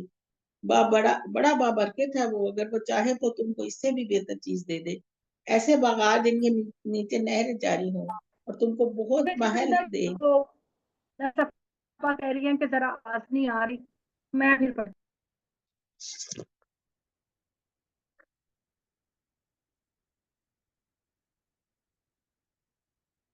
ریتا جی آپ پڑھتی جائیں۔ आवाज नहीं आ रही है आपकी। مجھے کوکب جی نے کہا نہ پڑھی، اس کے سوا ایسے ٹھہرے، اب میں پتہ نہیں کہاں تھی۔ وہ بڑا بابرکت ہے اگر وہ چاہے کہ تم کو اس سے بھی بہتر چیز دے دے، ایسے باغات جن کے نیچے نہریں بہہ جا رہی ہیں، اور تم کو بہت سے محل دے دے، بلکہ انہوں نے قیامت کو جھٹلا دیا ہے۔ ہم نے ایسے شخص کے لیے جو قیامت کو جھٹلائے دوزخ تیار کر رکھی ہے، جب وہ ان کو دور سے دیکھے گی تو وہ اس کا بھرنا اور بپرنا اور دھارنا سنیں گے، اور جب وہ اس کی کسی تنگ جگہ میں باندھ کر ڈال دے جائیں گے تو وہ وہاں موت کو پکاریں گے۔ آج ایک آگے موت کو نہ پکارو۔ اللہ تعالیٰ کہیں گے کہ آج صرف ایک موت کو نہیں پکارو، بہت ساری موتوں کو پکارو۔ یہ صفیہ آپا 14 نمبر آیت پر ہے، ہم سورہ فرقان کی۔ تو اے محمد صلی اللہ علیہ وآلہ وسلم ان سے پوچھو یہ بہتر ہے یا ہمیشہ کی جنت جس کا وعدہ اللہ اپنے ڈرنے والے لوگوں سے کرتا ہے، وہ ان کے عمل کی جزا اور ان کا ٹھکانہ ہوگی، اس میں جو چیز چاہیں گے ان کے لیے موجود ہوگی اور اس میں ہمیشہ رہیں گے۔ یہ تیرے پروردگار کے ذمے ایک واقعہ ہے جس کو اسے ہر حال میں پورا کرنا ہے۔ یہ اس دن کا دھیان کریں جس دن وہ انہیں اکٹھا کرے گا، اور ان کو بھی جنہیں یہ خدا کے سوا پوچھتے ہیں۔ پھر ان سے پوچھے گا کیا تم نے میرے ان بندوں کو گمراہ کیا تھا یا خود ہی راہ راست سے بھٹک گئے تھے؟ وہ جواب دیں گے پاک ہے تیری ذات ہے خدا، ہمیں یہ حق کہاں تھا کہ ہم تیرے سوا دوسروں کو کارساز بنائے، مگر ہوا یہ کہ تو نے ان کو اور ان کے باپ دادوں کو خوب مال و دولت دیا، یہاں تک کہ وہ تیری یاد دہانی بھلا بیٹھے اور ایسے لوگ بن گئے جو برباد ہو کر رہے۔ یہ لو انہوں نے تم سے جو وعدے کیے تھے، آج میں تمہیں جھوٹا ٹھہراتا ہوں، تو اب تم اپنی شامت اعمال کو نہیں ٹال سکتے، کوئی تمہاری مدد نہیں کرے گا، اور تم میں سے جو بھی ظلم کے مرتکب ہوں گے انہیں ہم بڑا عذاب چکھائیں گے۔ تم سے پہلے جتنے بھی رسول ہم نے بھیجے وہ سب کھانا کھاتے تھے، بازاروں میں چلتے پھرتے تھے۔ ایمان والو ہم نے تم لوگوں کو ایک دوسرے کے لیے آزمائش بنایا، تو بولو ان سب باتوں پر صبر کرتے ہو تاکہ صبر کے نتیجے میں اپنا مقام اور مرتبہ اللہ سے حاصل کرو۔ اے پیغمبر محمد جو کچھ کہہ رہے ہیں تیرا پروردگار سب کچھ دیکھ رہا ہے، اور ان میں جو میرے حضور پیشی کا اندیشہ نہیں رکھتے وہ کہتے ہیں کہ خدا نے اے محمد تمہاری جگہ فرشتے کیوں نہیں اتارے، یا ایسا کیوں نہیں ہوا کہ ہم براہ راست اپنے رب کو دیکھتے۔ یہ اپنے جی میں بڑا گھمنڈ لیے ہوئے ہیں اور اپنے سرکشی میں بہت آگے بڑھ گئے ہیں۔ جس دن یہ فرشتوں کو دیکھیں گے اس دن ان مجرموں کے لیے کوئی خوشخبری نہیں، یہ ان کو دیکھ کر چیخ اٹھیں گے پناہ پناہ، اور انہوں نے جو عمل بھی کیے ہوں گے ہم ان کی طرف بڑھیں گے اور انہیں لے کر اڑتی ہوئی خاک بنا دیں گے۔ اس دن جنت کے لوگ بہترین ٹھکانے اور نہایت اچھی آرام گاہ میں ہوں گے۔ یعنی مجرموں کا جو معاملہ ہے وہ اس طرح ہوگا کہ ان کو بالکل نیست و نابود کر دیا جائے گا۔ جس دن آسمان ایک بدلی کے اوپر سے پھٹ جائے گا اور وہ نمودار ہوگی اور فرشتوں کے پرے اتار دیے جائیں گے۔ قیامت کے دن اس دن حقیقی بادشاہت صرف خدائے رحمان کی ہوگی، اور وہ دن منکروں کے لیے بڑا سخت ہوگا۔ جس دن ظالم اپنے ہاتھ حسرت سے کاٹیں گے اور کہیں گے ہائے کاش میں نے رسول کے ساتھ صحیح راستہ اختیار کیا ہوتا، ہائے میری بدبختی، کاش میں نے فلاں شخص کو اپنا دوست نہ بنایا ہوتا۔ اور اسی نے گمراہ کر کے مجھے خدا کی یاد دہانی سے بہکا دیا، اور اس کے بعد وہ میرے پاس آ چکی تھی۔ ارشاد ہوگا شیطان انسان کے ساتھ بڑی ہی بے وفائی کرنے والا ہے، اور رسول کہے گا کہ پروردگار میری قوم کے لوگوں نے اس قرآن کو بالکل نظر انداز کر دیا تھا۔ یہ والی آیت میں آپ کو پڑھ کے ہمیشہ سناتی ہوں کہ محمد صلی اللہ علیہ وسلم سے اللہ پوچھیں گے کہ محمد تیری قوم کو کیا ہوا، کیوں وہ اتنے گناہ کرنے لگ گئی، کیوں وہ گناہوں کے گڑے میں گر گئی؟ تو نبی صلی اللہ علیہ وسلم فرمائیں گے آیت نمبر 30 میں، یا رب انا قوم اتخذوا ھذا القرآن مہجورا، یا اللہ ان کے بے کردار بننے کی وجہ یہ ہے کہ انہوں نے سمجھ کر قرآن کو پڑھنا چھوڑ دیا، علیحدہ کر دیا تھا اپنی زندگیوں سے، قرآن مجید کو علیحدہ کر دیا تھا، پڑھتے بھی تھے تو صرف ثواب کی صورت میں، سمجھ کے پڑھنا، ترجمے کے ساتھ پڑھنا ان کی زندگیوں میں شامل نہیں تھا۔ یہ ہمارے نبی اللہ کو بتائیں گے۔ اسی طرح اللہ تعالیٰ کہتے ہیں کہ ہر نبی کے دشمن بنائے تو تم مطمئن رہو اے محمد، تمہارا پروردگار رہنمائی کرنے اور مدد کرنے کافی ہے۔ یہ منکرین کہتے ہیں کہ قرآن سارے کا سارا ایک ہی وقت میں محمد صلی اللہ علیہ وسلم پر کیوں نہیں نازل کیا گیا؟ ہم نے ایسا ہی کیا ہے اس لیے کہ اس کے ذریعے ہم تمہارے دل کو مضبوط کریں، اور یہی سبب ہے کہ ہم نے اس کو ٹھہر ٹھہر کر اتارا۔ جو لوگ یہ اعتراض بھی تمہارے پاس لے کر آئے ان کا ٹھیک جواب اور اس کی بہترین توجیہ ہم تمہیں بتا دیتے ہیں، ان کے لیے اب دوزخ ہی ہے، اور جو لوگ اپنے منہوں کے بل دوزخ کی طرف گھسیٹے جائیں گے ان کا ٹھکانہ بہت برا ہے، اور وہی سب سے بڑھ کر گم کردہ راہ ہے۔ یعنی دوزخیوں کو ان کے چہروں کے بل گھسیٹا جائے گا، جس چہرے پہ تکبر ظاہر ہوتا ہے، غرور ظاہر ہوتا ہے، جھوٹ ظاہر ہوتا ہے، ان چہروں کے بل پر ان کو گھسیٹا جائے گا، کانٹوں پر اور پتھروں پر، اور پھر گھسیٹ کر ان کو دوزخ میں پھینک دیا جائے گا۔ ہم نے موسیٰ کو بھی اس طرح کتاب عطا کی اور اس کے ساتھ اس کے بھائی ہارون کو بھی اس کا مددگار کیا۔ پھر دونوں کو حکم دیا کہ ان لوگوں کے پاس جاؤ جنہوں نے ان دونوں کی طرف سے تمام حجت کے بعد بھی بالآخر ہماری آیتوں کو جھٹلا دیا، پھر ہم نے انہیں پامال کر کے رکھ دیا، اور اس طرح جب نوح کی قوم نے رسولوں کو جھٹلایا تو ان کو بھی ہم نے غرق کر دیا اور لوگوں کے لیے انہیں عبرت کی ایک نشانی بنا دیا۔ اس طرح کے ظالموں کے لیے آگے بھی ہم نے ایک دردناک عذاب تیار کر رکھا ہے۔ عاد، سمود، اصحاب الرس اور درمیان سے بہت ساری قوموں کو ہم نے اپنے رسولوں کا انکار کرنے کے نتیجے میں ہلاک کر دیا۔ ان میں سے ہر کو ہم نے پچھلی قوموں کی مثال دے کر سمجھایا، اور یہ نہیں سمجھے تو بالآخر ہر ایک کو ہم نے نیست و نابود کر دیا۔ قریش کے لوگوں، تم اس بستی پر سے بھی گزرے ہو جس پر بری طرح پتھر برسائے گئے، یعنی حضرت لوط کی قوم، پھر کیا اس کو دیکھتے نہیں یہ بات، یہ دوبارہ اٹھائے جانے کی امید نہیں رکھتے تھے، اور اس وجہ سے یہ گناہوں سے سرشار رہتے تھے۔ چنانچہ اسی کا نتیجہ ہے کہ یہ جب بھی تمہیں دیکھتے ہیں تمہارا مذاق اڑاتے ہیں۔ اچھا یہی ہے جس کو خدا نے اپنا رسول بنا کر بھیجا، اس نے تو ہمارے معبودوں سے ہی ہمیں دور کر دیا، اور اگر ہم ان کی پرستش پر جمے نہ رہتے اور اس بات پر اصرار رہے، درحال یہ کہ وہ وقت زیادہ دور نہیں جب یہ عذاب کو دیکھیں گے تو خود جان لیں گے کہ کون زیادہ راہ سے بھٹکا ہوا ہے۔ تم نے اس شخص کو دیکھا ہے پیغمبر جس نے اپنی خواہشوں کو اپنا معبود بنا رکھا ہے، پھر کیا تم اس کا ذمہ لے سکتے ہو؟ تو جو شخص اپنے نفسیات کو اور اپنے نفس کو اپنے خواہشوں کا غلام بنا لیتا ہے، تو پھر ہم کیا تم اس کا ذمہ لیتے ہو؟ کیا تم سمجھتے ہو کہ ان میں سے اکثر لوگ محض جانوروں کی طرح ہیں؟ جو انسان عقل سے کام نہیں لیتا، اللہ تعالیٰ کہتے ہیں وہ جانور ہے، بلکہ جانوروں سے بھی زیادہ گھٹیا ہے۔ لوگوں کسی ہستی کو چھوڑ کر ان بتوں کی پرستی پر جمے ہوئے ہو۔ تم نے نہیں دیکھا اپنے پروردگار کو کہ رات کو وہ کیسے پھیلا دیتا ہے، اگر وہ چاہتا تو اس کو اسی طرح ٹھہرا دیتا۔ پھر دیکھتے نہیں کہ ہم نے سورج کو اس پر دلیل بنایا، پھر اسی سے آہستہ آہستہ ہم اس کو اپنی طرف سمیٹ لیتے ہیں۔ وہی ہے جس نے رات کو تمہارے لیے پردہ اور اس میں نیند کو باعث راحت بنایا اور دن کو جی اٹھنے کا بنایا۔ وہی ہے جو اپنی رحمت کی بارش سے پہلے ہواؤں کو خوشخبری بنا کر بھیجتا ہے۔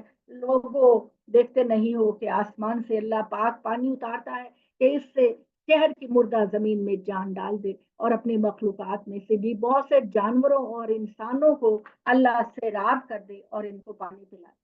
ہم نے اس قرآن کو ان کے درمیان طرح طرح سے بیان کیا ہے، تو اے محمد کے یہ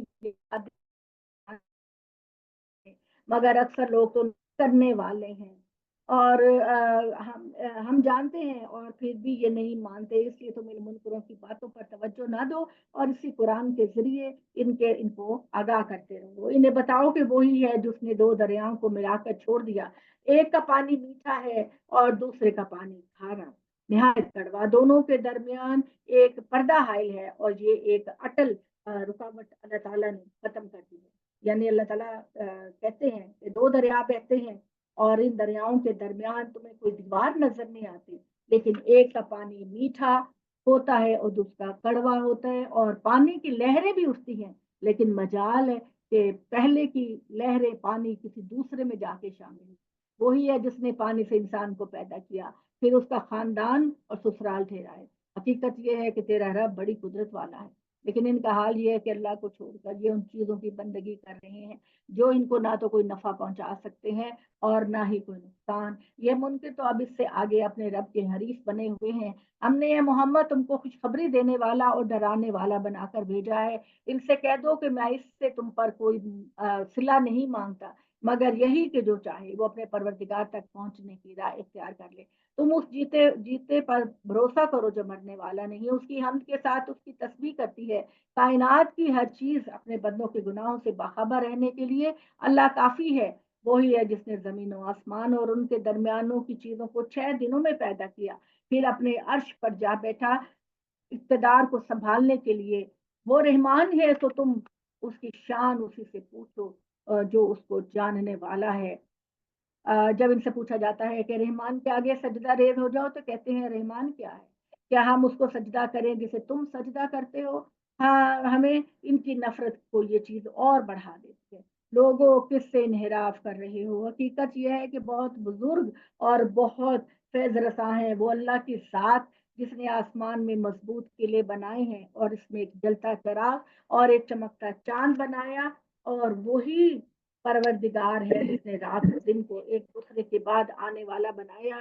ان کے لیے جو یاد دہانی حاصل کرنا چاہے یا شکر گزار بننا چاہے۔ سجدہ آ گیا ہے تو کب سجدہ ہے؟ وہ تو پیچھے رہ گیا، 60 نمبر پہ رہ گیا جی۔ کل جی جی اچھا جی، اور ایمان ہے اور ایمان کے بندے وہ ہیں جو زمین پر بڑی آسانی سے چلتے ہیں اور جاہل ان سے الجھنے کی کوشش کرے تو ان کو سلام کہہ کے علیحدہ ہو جاتے ہیں، جو راتوں کو اٹھ کر اپنے رب کے سامنے سجدے کرتے ہیں، قیام کرتے ہیں، جو دعائیں کرتے ہیں ہمارے پروردگار ہم سے دوزخ کا عذاب ہٹا لے۔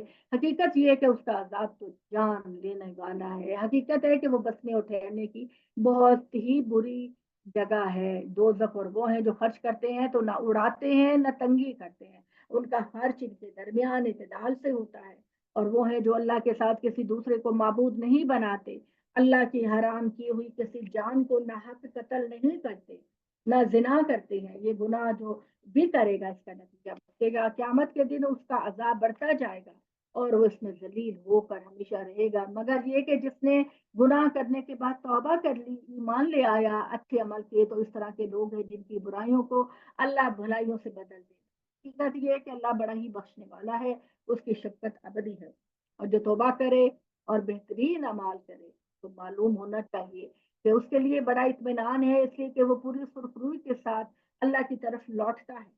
اور ایمان کے بندے وہ ہیں جو کسی باطل میں شریک نہیں ہوتے، اور جب کسی بےہودہ چیز پر ان کا گزر ہوتا ہے تو وقار کے ساتھ گزر جاتے ہیں، اور ایسے ہیں کہ انہیں جب ان کے پروردگار کی آیتوں کے ذریعے یاد دہانی کی جاتی ہے تو اس کو سوچتے سمجھتے ہیں، اس پر اندھے اور بہرے بن کر نہیں گرتے۔ یعنی یہ نہیں کرتے کہ جی چلو آج پہلا سپارہ پڑھ لیا تو آج دوسرا سپارہ پڑھ لیا کافی ہے، وہ قرآن پر ڈیرے ڈالتے ہیں اور قرآن سے وہ سیکھتے ہیں کہ میں نے کیسے زندگی بسر کرنی ہے۔ اور وہ لوگ جو کہتے ہیں اے ہمارے پروردگار ہماری بیویوں کو اور ہماری اولادوں کی طرف سے ہماری آنکھوں کو ٹھنڈا فرما دے اور ہمارے لیے اہل و عیال میں ہم کو پرہیزگاروں کا امام بنا دے۔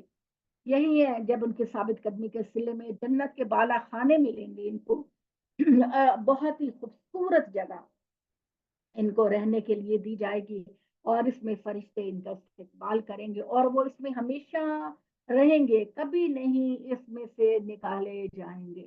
ٹھیک ہے جی، ابھی ہم تھوڑی سی آیتیں اور پڑھ لیں تاکہ ہمارا ٹارگٹ مکمل ہو جائے۔ کتنا ہم نے پڑھ لیا جی؟ موقع آپ نے 1.5 سپارہ تو واقع ویسے ہی پڑھ لیا ہے۔ دیر ہو گیا चल जी। माशा- 19वां ये नहीं, पारा रुबा हो हम गया। हम अगर 28 आप पढ़ना चाहती हैं तो और पढ़ लें। नहीं, हम कितने पारे पे? हम हम 19वें पे आ गए, 19वां का पाव पढ़ लिया हमने। 29वें का? 19 का पाव पढ़ा है। चल बस ठीक है, फिर आज इतना ही काफी है। और इंशाल्लाह अल्लाह का लाख शुक्र है, क्योंकि मैं चाहती हूँ कि हम लोग मुकम्मल कर सकें। तो जब आप लोगों ने पूरा महीना मेहनत की है तो हमें सेटिस्फेक्शन हो कि हमने कुरान पूरा पढ़ लिया है, तो चले अच्छी बात है। कल भी हम इसी टारगेट को रखेंगे और कोशिश करेंगे कि 27वीं तक हमारा कुरान मजीद मुकम्मल हो जाए इंशाल्लाह। लेकिन इसमें हम ये नहीं करेंगे कि जो बातें वजाहत तलब हैं वो भी हम जरूर करेंगे। तो ये जो सूरह शुआरा है, ये है शायर की जमा। तो इसमें लोगों ने जब मोहम्मद सल्लल्लाहु अलैहि वसल्लम से कहा कि मोहम्मद तो शायरी करता है, कुरान की सूरत में मोहम्मद तो शायरी करता है क्योंकि इसका अंदाज शायरों जैसा है, तो अल्लाह ताला ने कहा कि ना मोहम्मद शायरी करते हैं, ना इनको शायरी करने की वो कोशिश करते हैं, बल्कि ये रहमान का कलाम तुम तक पहुंचाते हैं। तुम देखते नहीं कि जो शायर लोग हैं वो झूठे होते हैं, वो मुबालगा आराई करते हैं, वो बात के अंदर एग्जैजरेशन करते हैं, लेकिन कुरान इन सारे नकाइस से पाक साफ एक सच्चा कलाम। इंशाअल्लाह अल्लाह ने जिंदगी दी तो कल हम सूरह शुआरा पढ़ेंगे, और वो भी पूरे कुरान की तरह इतना खूबसूरत कलाम है कि इंसान कहते हैं बस मैं इसमें खोया रहूं। तो मेरी उस तजवीज़ पर आप लोगों ने गौर किया कि अगर हम सिर्फ तर्जुमा, बेहतरीन वाला तर्जुमा जो है वो अगर हम कर दें, और अपने घर में अगर कुरान खानी करानी है या जो भी कराना है, तो हम लोगों को सिर्फ तर्जुमा पढ़ने के लिए दें, ताकि उनकी, देखिए कितना इंटरेस्टिंग तरीका है ना, कितना मजा आता है जब आप समझ के पढ़ते हैं। तो इस तरह हम अपने लिए एक बेहतरीन सदका जारिया बना सकते हैं। हमें मरने के बाद भी इसकी जजा अल्लाह मियाँ देगा, जब जब लोग इससे इस्तेफादा करेंगे, और डेफिनेटली जब लोग समझ के पढ़ेंगे तो जरूर इस्तेफादा करेंगे। अकूल कौली हाज़ा वस्तगफिरुल्लाह ली लकुम व लिसाइर। जी हाँ, कोई सवाल है तो बता दें। आज मुझे खुशी हुई है कि हमने ज्यादा कवर कर लिया, और अब इतनी ज्यादा